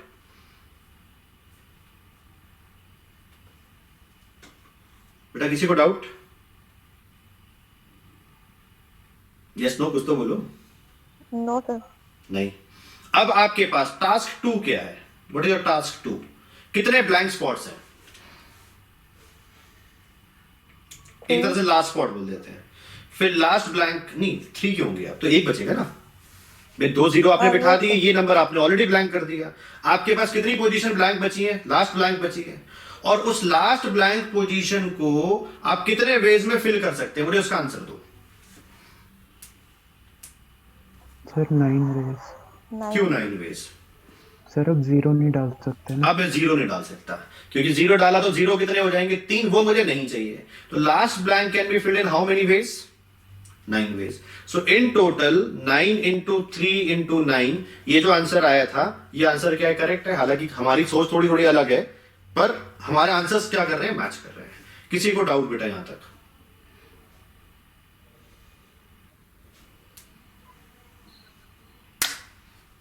मैं क्या सिखाना चाह रहा हूं, मेरी बात ध्यान से समझना। जितना आप चीजों को तोड़ दोगे, जितना आप ब्रेक कर दोगे, उतना आपके लिए सोचना क्या हो जाता है? आसान हो जाता है। ये चीज विजुलाइज कर पा रहे हो? अब एग्जाम में जो क्वेश्चन आया था जैम का, वो बता देता हूं। उन्होंने ये बोला था कि प्रोबेबिलिटी निकाल के दो कि कोई नंबर होगा वो इसमें एग्जैक्टली 2 0 होंगे। इस बात की प्रोबेबिलिटी मांगी थी। क्या आपके पास आंसर है बेटा प्रोबेबिलिटी का? देखना। हालांकि प्रोबेबिलिटी पढ़ाना टास्क नहीं आज का, पर एक क्वेश्चन था इसलिए मैं डिस्कस कर ले रहा हूं। क्या होगा भाई? बोले सर न्यूमरेटर आपने निकाल दिया। न्यूमरेटर क्या होता है प्रोबेबिलिटी में? Number of favourable outcomes divided by total number of outcomes. क्या ये मेरी प्रोबेबिलिटी का आंसर हो जाना चाहिए? Yes sir. तो मेरा पॉइंट क्या है समझाना आपको कि क्यों पीएनसी पढ़ रहे हैं। टाइम नहीं वेस्ट कर रहे हो आप पीएनसी में कुछ भी। There will be questions of probability जो आपके पीएनसी के कॉन्सेप्ट्स को टेस्ट कर रहे हैं एग्जाम में, और ऐसे बहुत सारे क्वेश्चंस हैं। ये तो मैंने खाली एग्जांपल के लिए लिया है। एक और क्वेश्चन आपसे कराता हूं, फिर मैं अपने टॉपिक पे चलूंगा आगे। आप मुझे क्वेश्चन नंबर 10 और करके दे दो बस, फिर मैं एक और टॉपिक आपको पढ़ाता हूं, पीएनसी में फाइनल डेफिनेशंस दूंगा बस।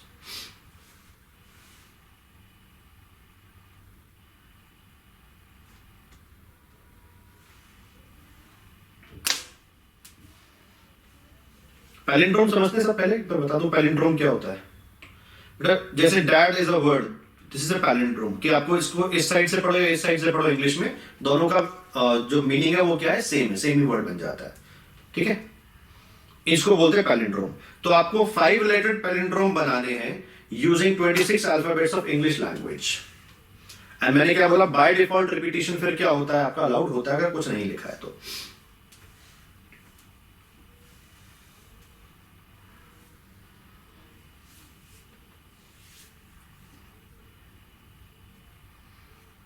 क्या आंसर आपका आ रहा है मुझे बताना।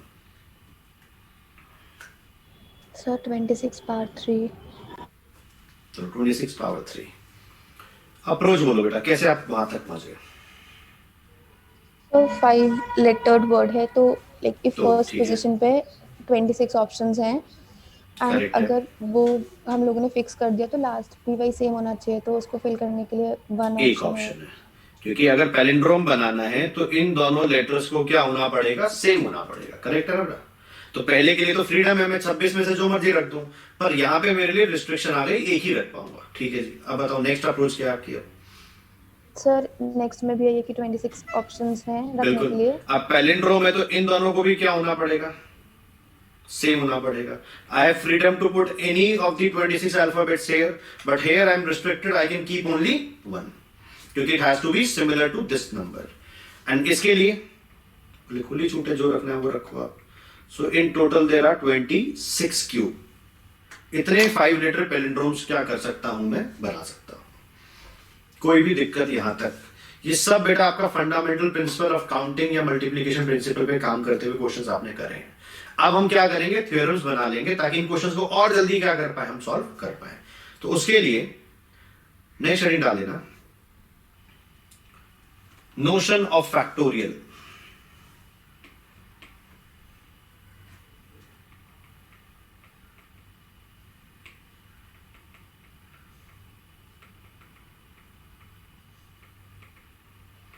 आई होप आप समझते हो कि फैक्टोरियल बना कहां से। Factorial is a short form बेटा। अगर मैं एन फैक्टोरियल लिखता हूं तो बुक्स में ऐसे 2 तरीके से फैक्टोरियल लिखा जा सकता है, and this is nothing but product of first n natural numbers. This is product of first n natural numbers. Please लिख लेना कि यहां पे n belongs to set of natural numbers, और कुछ नहीं हो सकता है, मतलब डेसिमल में है, फ्रैक्शन में है, तो हम फैक्टोरियल डिफाइन नहीं कर पाएंगे। ये डेफिनेशन सिर्फ कब काम करेगी, जब n क्या है, सेट ऑफ नेचुरल नंबर्स में बिलोंग करता है। तो अब आपको समझ में आना चाहिए कि रियल लाइफ में इन चीजों का बहुत सिग्निफिकेंस है। जो एग्जांपल्स आप देखते आ रहे हो, हालांकि तो छोटे छोटे देखते आ रहे हैं, तो उनको लिखने का एक शॉर्ट फॉर्म रिक्वायर्ड था कि अगर ऐसे प्रोडक्ट को लिखना है तो उसको शॉर्ट फॉर्म में हम फैक्टोरियल के थ्रू क्या कर दे रहे हैं, प्रेजेंट कर दे रहे हैं। अच्छा, ये बात भी आप समझते हो कि बेटा जीरो फैक्टोरियल क्या होता है, 1 होता है, ये सब समझते हैं। Yes sir. क्यों होता है वो देख लेते हैं फटाफट से। तो मेरी बात को ध्यान से समझना बेटा, छोटा सा प्रूफ है, इंट्यूटिव प्रूफ है एक्चुअली, मैथमेटिकल प्रूफ तो अलग तरीके से काम करता है। क्या मैं n फैक्टोरियल को ऐसा लिख सकता हूं, 5 फैक्टोरियल को 5 इंटू 4 फैक्टोरियल लिख सकते हो ना तोड़ के, 6 फैक्टोरियल को 6 इंटू 5 फैक्टोरियल लिख सकते हो, ठीक है। तो क्या मैं n की जगह पे अगर 1 रख दूं तो ऐसा लिखा जा सकता है। खाली इंट्यूटिव प्रूफ है कि 1 होता है, ये समझ में आना चाहिए आप, चलता है। इसको नोट करो, और एक क्वेश्चन दे रहा हूं आपको प्रूव करने को, कि प्रूव दैट कि अगर मुझे 2n का फैक्टोरियल निकालना है तो that can be written as 2 to the power n into n factorial into 1 into 3 into 5 dot dot 2n minus 1। ये आप प्रूव करने की कोशिश करोगे।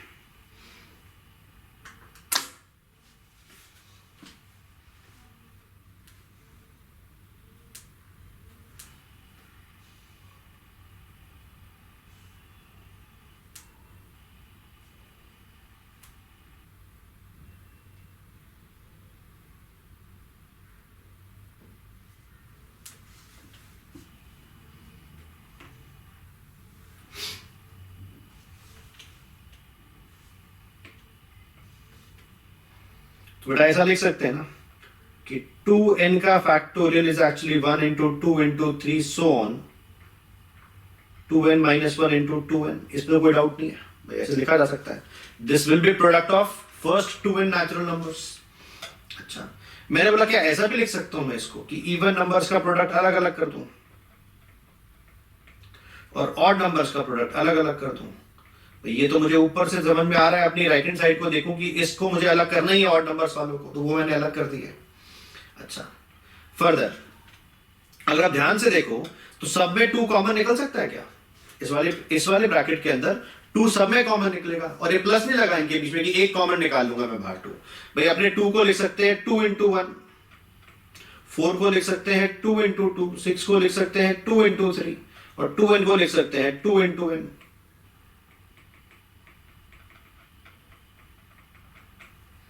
तो ये 2 जो मल्टीप्लाई होगा ये कितनी बार मल्टीप्लाई होगा? मुझे जितनी टर्म्स अंदर बैठी है. तो क्या इसे 2 to the power n into 1 into 2 into 3 so on n तक लेके चला जाओ. और ये आपका 1 into 3 into 5 2n minus 1 तक ऑलरेडी जा रहा है. आई होप आपको आपकी राइट हैंड साइड दिखनी स्टार्ट हो गई है कि ये 2 to the power n as it is है and this is nothing but n का फैक्टोरियल और लास्ट वाला is product of odd numbers. कहां तक? 2n minus 1 तक. और ऐसे नहीं कि ऐसे कुछ भी प्रूव कर लिया, मन कर रहा था एक फैक्टोरियल का क्वेश्चन चाहिए था तो कर दिया. There is a reason behind it कि हम इसको क्यों कर रहे हैं. और एक क्वेश्चन भी मैं आपको दूंगा, इसको नोट करके क्वेश्चन आपको देना है, सॉल्व करना है कि अगर मैं 100 फैक्टोरियल को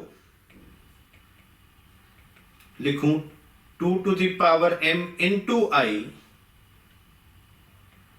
where I is an integer, find m. आपको m फाइंड करना है.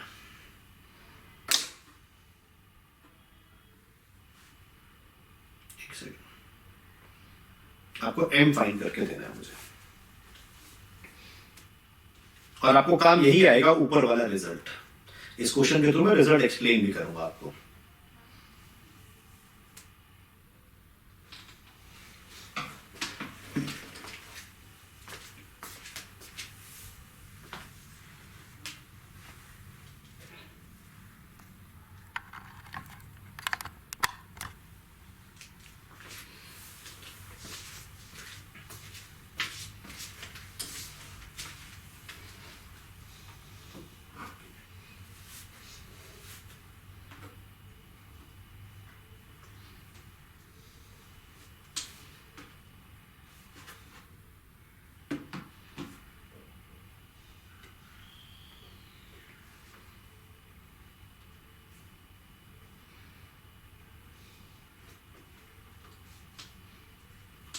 तो आपने ऊपर बेटा समझा क्या वो देखना.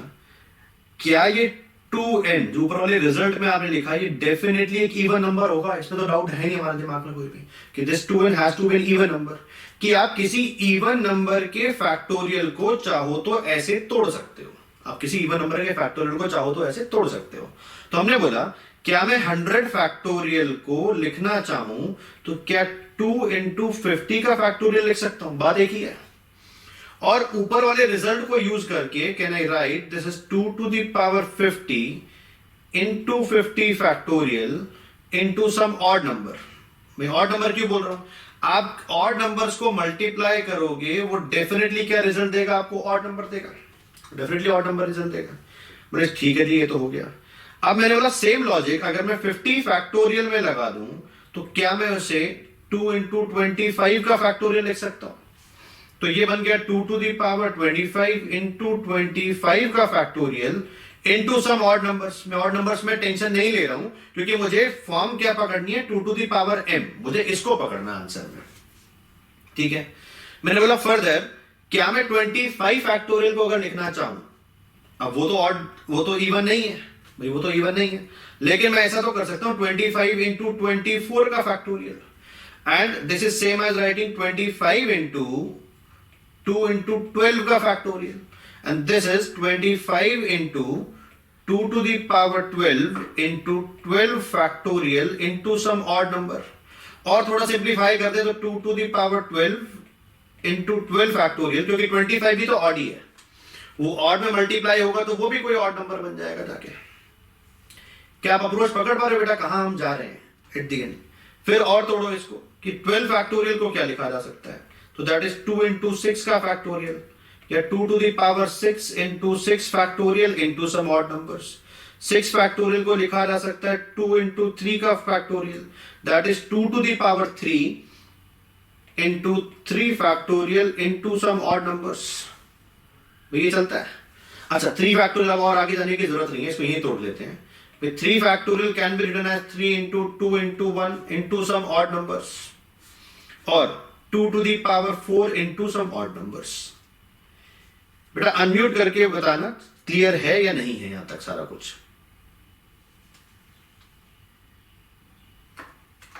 बेटा क्लियर है यहां तक? Yes sir. अब हमें फाइनली क्या कर देना है, हमें तो यहां पे प्लेस करना था ना सबको, हम प्लेस कर देते हैं सबको उठा के। तो क्या मैं 100 फैक्टोरियल को ऐसा लिख सकता हूं 2 to the power 50 into 50 factorial की जगह पे 2 to the power 25 into next term से क्या मिल गया आपको 2 to the power 12 into 2 to the power 6 into 2 to the power 4 into some odd numbers। क्या ये चलता है? क्या मुझे यहां से m की वैल्यू दे पाएंगे बेटा आप? फटाफट। फिर मैं इसका शॉर्टकट भी दूंगा और लॉजिक भी अभी पकड़ना है कि क्यों हम फाइनली ये पढ़ रहे हैं, इसका बेसिक मीनिंग क्या है।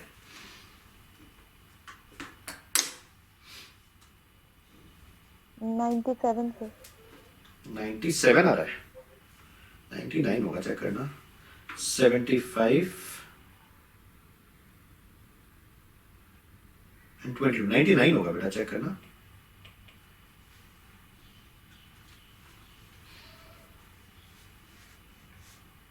ही आ रहा है ना? नहीं 97 आ रहा है, सॉरी। यस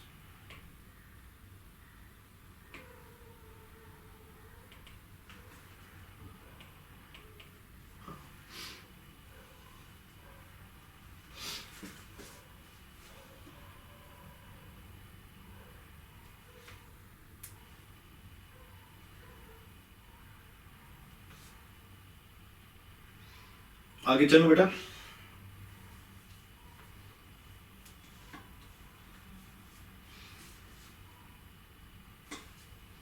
अनम्यूट करके परमिशन दो मुझे आगे चलने की, तो मैं चलूं। Yes sir. तो पहले अब इसका शॉर्टकट समझते हैं कि एग्जाम में अगर मुझे मान लो कभी ऐसा सिनेरियो आ गया तो शॉर्टकट क्या है। आप किस नंबर का फैक्टोरियल निकाल रहे थे? 100 का। आप 100 को 2 से डिवाइड करो, 50 आएगा, ठीक है। फिर 50 को 2 से डिवाइड करो, 25 आएगा। 25 को 2 से डिवाइड करो। अभी तो हमारा जो डिवाइड हम कर रहे थे रिमाइंडर नहीं बच रहा था, बट ये शॉर्टकट में आपको you have to focus only on quotient कि क्वोशंट क्या बचेगा। तो जब 25 को डिवाइड करोगे 2 से तो आपको क्वोशंट रिमाइंडर 1 बचेगा, वो पढ़ा रहे, हमें क्वोशंट से मतलब है। फिर 12 को डिवाइड करो 2 से तो 6 को डिवाइड करो 2 से तो 3 को डिवाइड करो 2 से तो क्वोशंट क्या आएगा आपका 1। तो एक्चुअली ये पावर्स है 2 की, जिनको आप ऐड करके देख लो। अगर आप इतना सब नहीं करना चाहते थे तो आप इसको फटाफट ऐसे भी कर सकते हो कि आप 2 से डिवाइड करो। अब 2 से डिवाइड क्यों कर रहे हैं उसका कारण भी है, डिवाइड करने को हम किसी और नंबर से भी कर सकते हैं। तो इसको नोट करके नेक्स्ट हेडिंग डाल लेना प्राइम फैक्टराइजेशन, जहां पे अब इस सारी चीज का हम क्रक्स समझेंगे। एप्लीकेशन तो देख लिया हमने पहले, प्राइम फैक्टराइजेशन हेडिंग डालना, फिर हम आगे चलते हैं।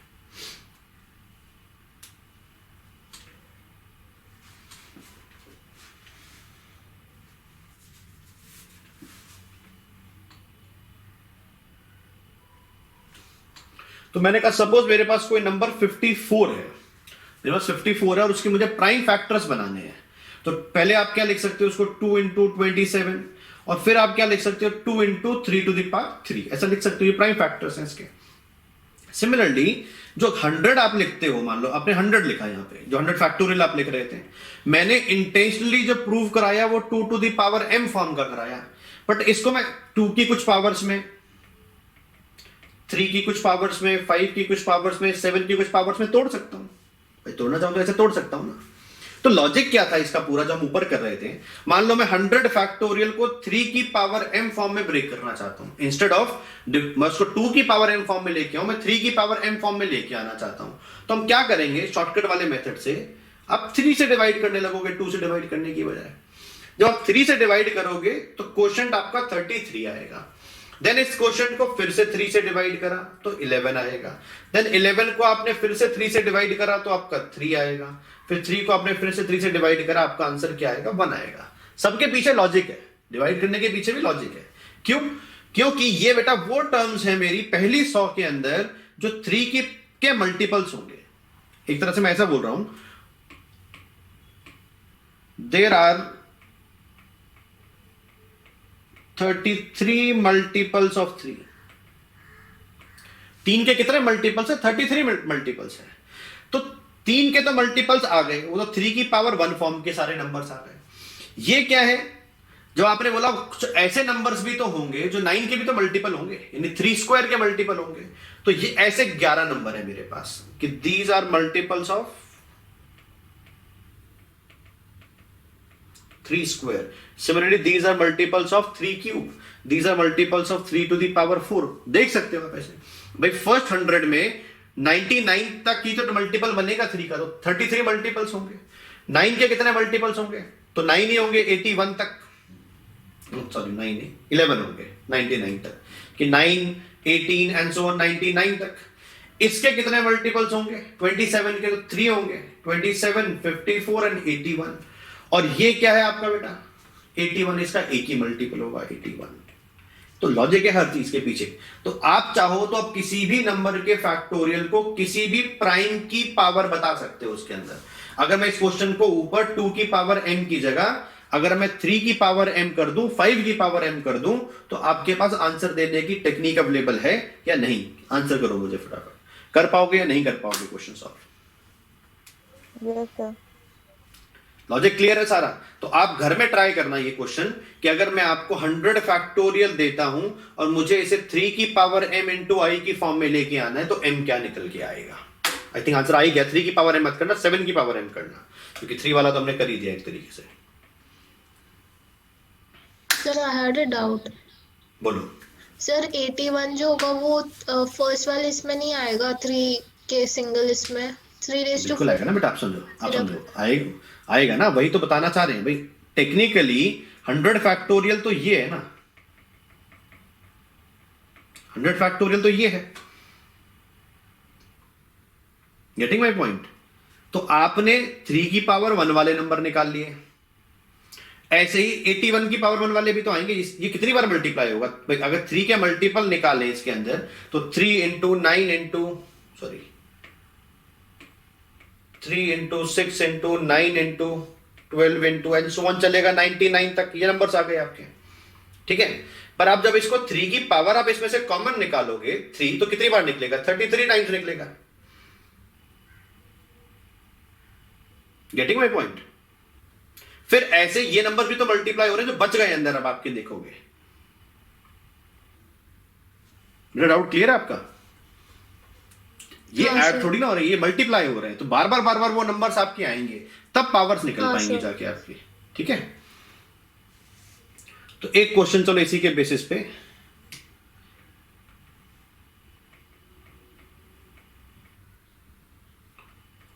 How many zeros are present in 100 factorial? इसी लॉजिक से आपको आंसर देना है कि 100 फैक्टोरियल के अंदर कितने जीरोस प्रेजेंट होंगे।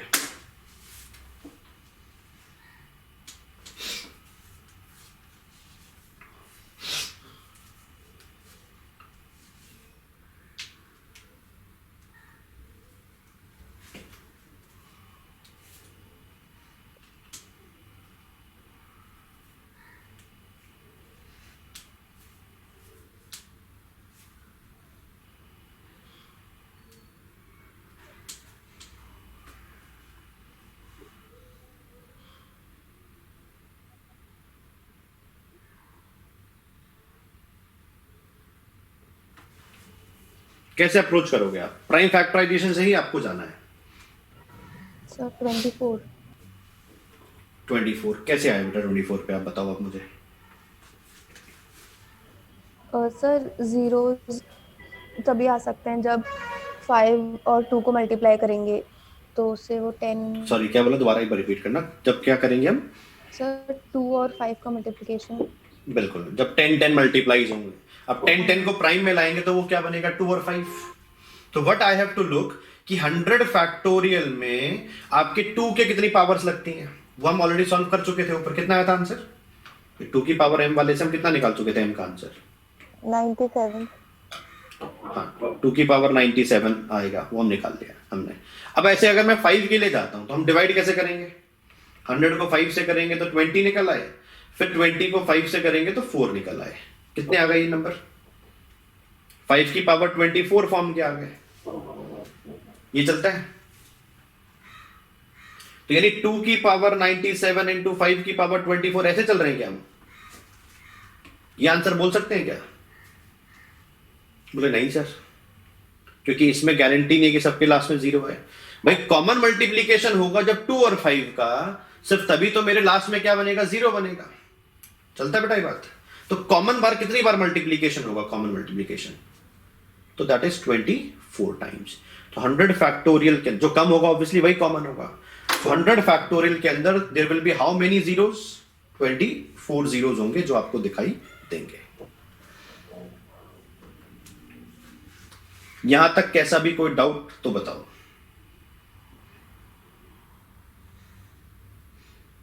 चलता है बेटा। सो फाइनल टॉपिक पे बढ़ रहा हूं जो पीएनसी की डेफिनेशन है, फिर हम क्लास को ओवर करेंगे। फिर मैं आपको ये डीपीपी दूंगा जो आपको कंप्लीट करनी होगी, जिसके अंदर टोटल में 19 क्वेश्चंस हैं, कुछ हमने कर लिए वो अब कम हो जाएंगे आपको। सो डाल लेना हेडिंग परम्यूटेशन। मैं सिर्फ डेफिनेशंस मेनली अब कवर कर रहा हूं, पढ़ाने वाला काम मेरा हो चुका है और कुछ कुछ चीज छोटी मोटी समझानी है मुझे। सो परम्यूटेशन की डेफिनेशन लिखना क्या होती है। अ permutation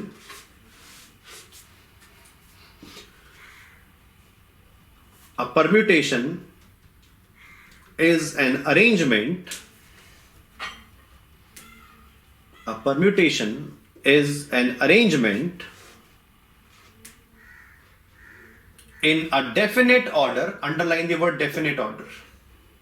A permutation is an arrangement in a definite order of a number of objects. In a definite order of a number of objects taken some or all at a time. Taken some or all at a time.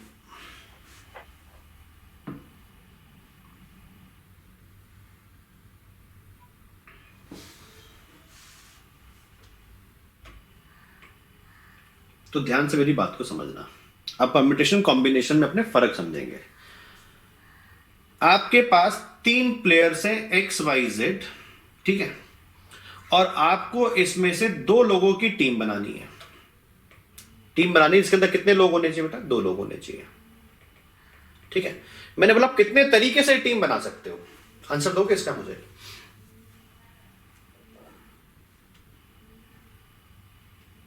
कितने तरीके से आप ये team बना सकते हो?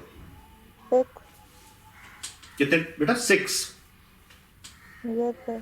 6 answer दिया ना। अब ध्यान से समझना, आपने जो आंसर दिया ना वो ये आंसर है।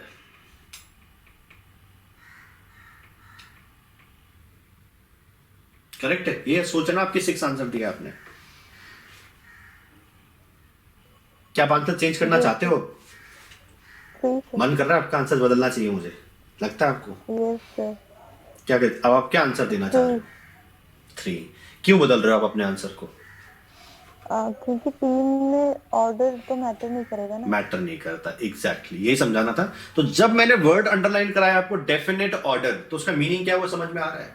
आपकी आंखों को वो चीज सेम दिखाई दे रही है कि अलग दिखाई दे रही है, that is what you have to understand. X Y की टीम बनाऊं या वाई एक्स की टीम बनाऊं, मेरे लिए वो एक ही टीम है, मेरे लिए that is one team. X Z की टीम बनाऊं, जेड एक्स की टीम बनाऊं, वो एक ही टीम है। वाई जेड की टीम बनाऊं, जेड वाई की टीम बनाऊं, वो मेरे लिए क्या है, एक ही टीम है। सो एक लाइन लिखना है इसके लिए यहाँ पे, ताकि आपको गलती ना करो आगे। ईच सिलेक्शन, आप 3 में से 2 लोगों को सिलेक्ट कर रहे हो। प्लीज ध्यान से मेरे वर्ड को सुनना। आप 3 में से 2 लोगों को सिलेक्ट करके उनकी टीम बना रहे हो। सो लिखना each selection is a combination. Each selection is a combination of 3 different objects. Each selection is a combination of 3 different objects taken 2 at a time. Taken 2 at a time. मैं आपको एक example और देता हूं ताकि चीजें और क्लियर हो जाए। ये सपोज मेरे पास ना कोई भी एक प्लेट है जिसपे मुझे 3 लेयर्स का सैलेड बनाना है, फ्रूट सैलेड। 3 लेयर्स है मेरे पास, ठीक है। मेरे को मैंगो, ऑरेंज और बनाना यूज करना है। अब मैं आपसे बोलूं बेटा कितने, आप जब लेयर्स में उनको अरेंज करेंगे तो आप कितने तरीके से अरेंज कर सकते हैं?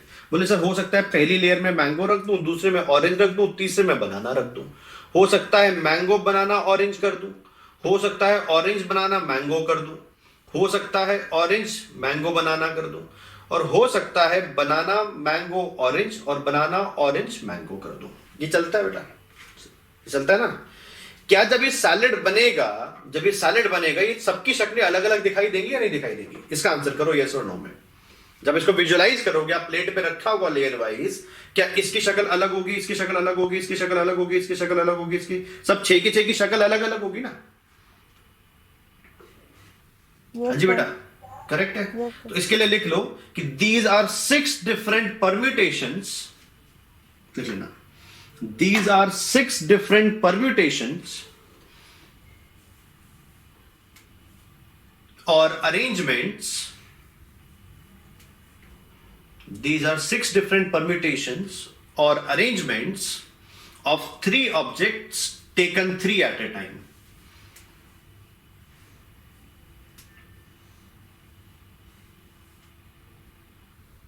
Of 3 different objects taken 3 at a time.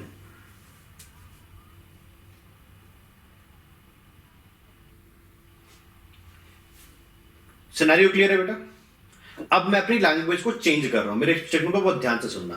मैंने कहा मुझे ना एक फ्रूट सैलेड बनानी है और मेरे को ना फर्क नहीं पड़ता ये किस ऑर्डर में लगा है, मुझे इन तीनों फ्रूट में से इन तीनों फ्रूट को सिलेक्ट करके सैलेड बनानी है। ऑर्डर मैटर नहीं करता। मेरा क्वेश्चन क्या है, इन 3 फ्रूट्स में से तीनों फ्रूट को सिलेक्ट करके मुझे फ्रूट सैलेड बनानी है। तो 3 चीजों में से 3 चीजें आप कितने तरीके से सिलेक्ट कर सकते हो? करोगे मुझे answer? One way. One way. तो there is only one combination. मेरे मीनिंग को बहुत ध्यान समझना। इस सिनेरियो में there were how many permutations? 6 permutation, but there is only one combination. There is only one combination. Clear है बेटा? कोई दिक्कत यहां तक? यस नो प्लीज, चल सकते हैं आगे? Yes sir.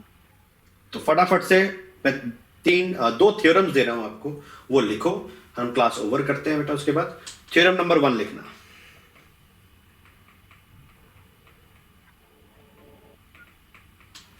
The number of permutations,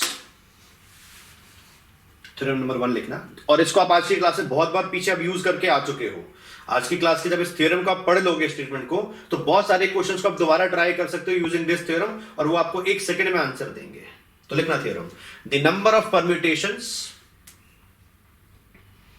of n different objects, the number of permutations of n different objects taken all at a time, the number of permutations of n different objects taken all at a time is n factorial, not 1 factorial, is n factorial, is n factorial.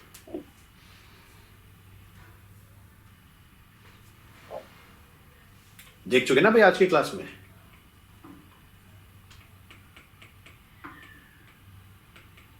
ये positions हैं, an object से fill करना है और N ही positions है आपकी।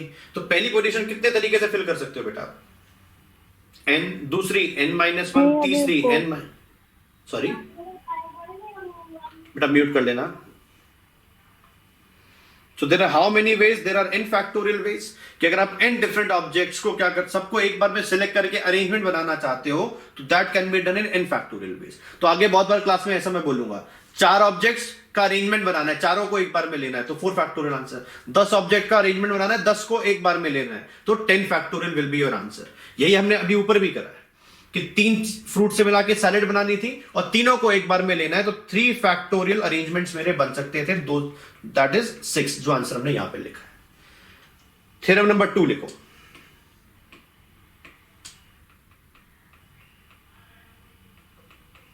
The number of permutations, the number of permutations of n different objects, the number of permutations of n different objects taken r at a time, taken r at a time where r is greater than 0 and less than equal to n, where r is greater than 0 and less than equal to n, and the objects do not repeat, and the objects do not repeat is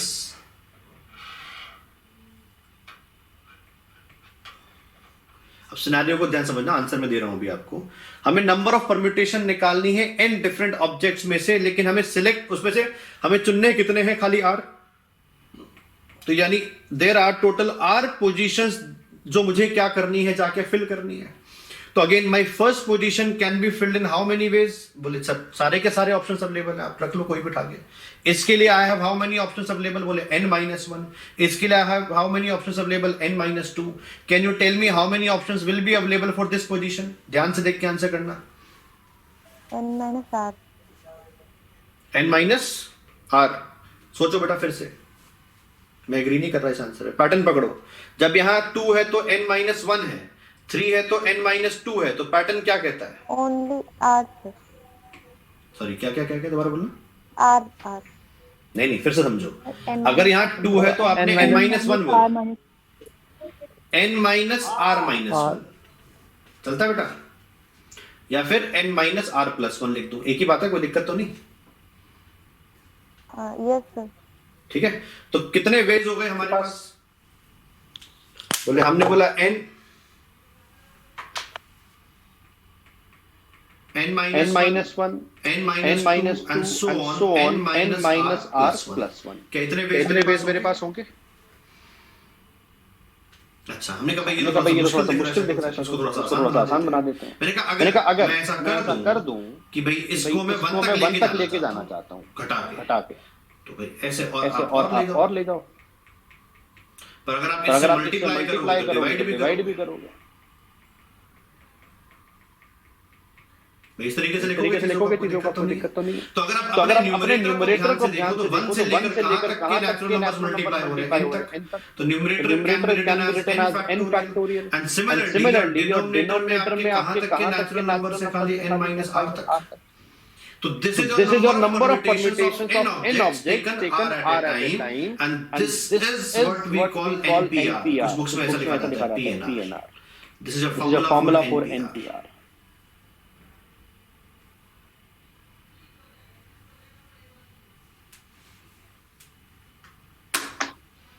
doubt यहां तक कोई?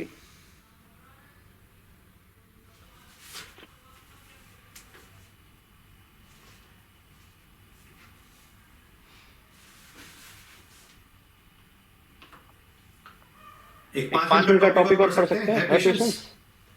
बोलो बेटा 5 minute का है, ज्यादा नहीं लगेगा। Yes no? Hello? Yes sir. कर लेते हैं खत्म, कॉम्बिनेशन भी खत्म हो जाएगा ताकि आप आराम से पूरी डीबीबी ट्राई कर पाओगे। तो लिखना, एक नोट लिखना छोटा सा, जहां से मैं आपको कॉम्बिनेशन समझाता हूं. लिखना, arrangement is a 2-step process. Arrangement is a 2-step process.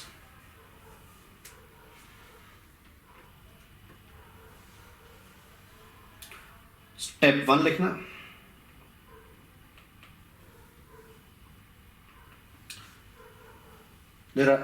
Step 1 में लिखना, in how many ways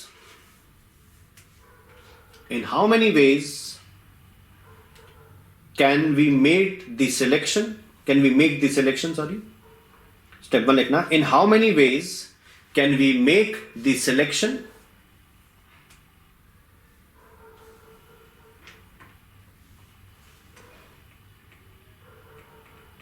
And step 2 लिखना, in how many ways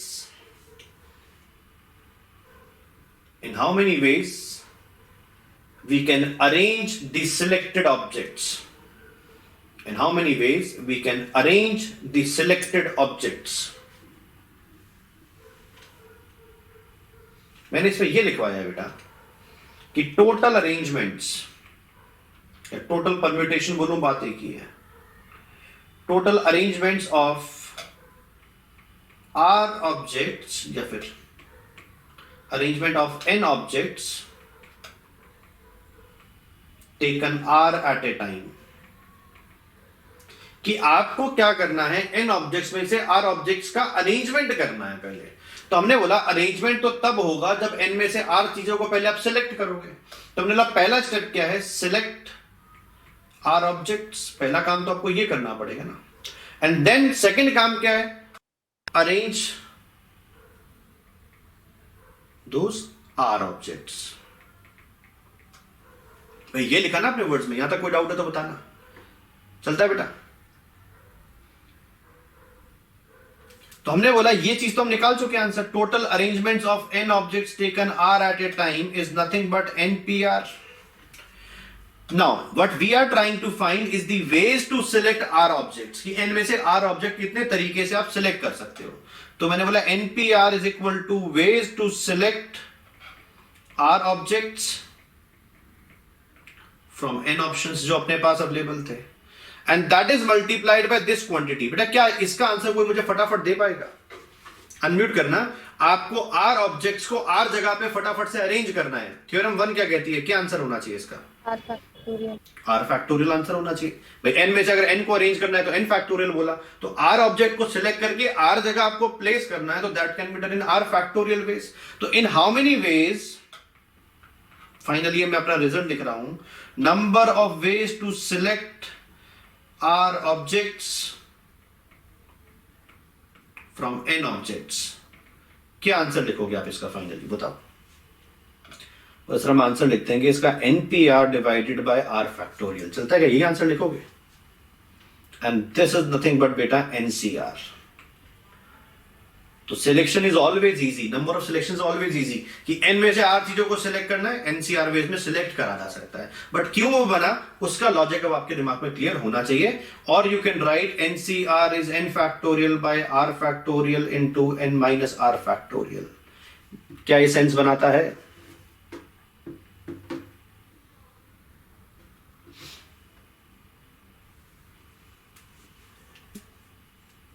चलता है बेटा? तो एक सिलेक्शन का क्वेश्चन आप अभी भी देख चुके हो ऊपर. मैंने बोला आपके पास 3 प्लेयर्स थे XYZ, आपको 2 सिलेक्शन करके टीम बनानी थी ना. तो कितने वेज में सिलेक्ट कर सकते थे आप? अगर ये पहले पता होता तो वो गलती नहीं होती बेटा, जो हमारा 6 आंसर आया था. तो क्या समझना है, सिलेक्शन करते वक्त ऑर्डर मैटर नहीं करता है, बट अरेंजमेंट करते वक्त ऑर्डर मैटर करता है मेरे लिए. अरेंजमेंट किस ऑर्डर में हो रहा है वो डेफिनेटली मैटर करता है, बट सिलेक्शन में ऑर्डर मैटर नहीं करता है मेरे लिए. जैसे कि मैंने बोला हमारा जब हम क्रिकेट मैच देखते हैं तो जो स्क्वाड जा रहा है मैच खेलने, टूर पे गया, 15 लोगों की टीम जाती है, पर अल्टीमेटली कितने मेंबर खेलते हैं बेटा? 11 लोगों का सिलेक्शन होता है ना, 11 लोग ही मैच खेलते हैं. तो कितने तरीकों से करा जा सकता है वो? अब आपके पास आंसर है क्या? यस सर, 15 से 11 वेज में आप क्या कर सकते हो, 15 लोगों के स्क्वाड में से 11 लोगों की टीम आप सिलेक्ट कर सकते हो. कोई भी डाउट बेटा यहां तक? क्या परम्यूटेशन और कॉम्बिनेशन का डिफरेंस क्लियर है? Yes, यस नो बेटा, क्लियर है? Yes. चलो यस सर।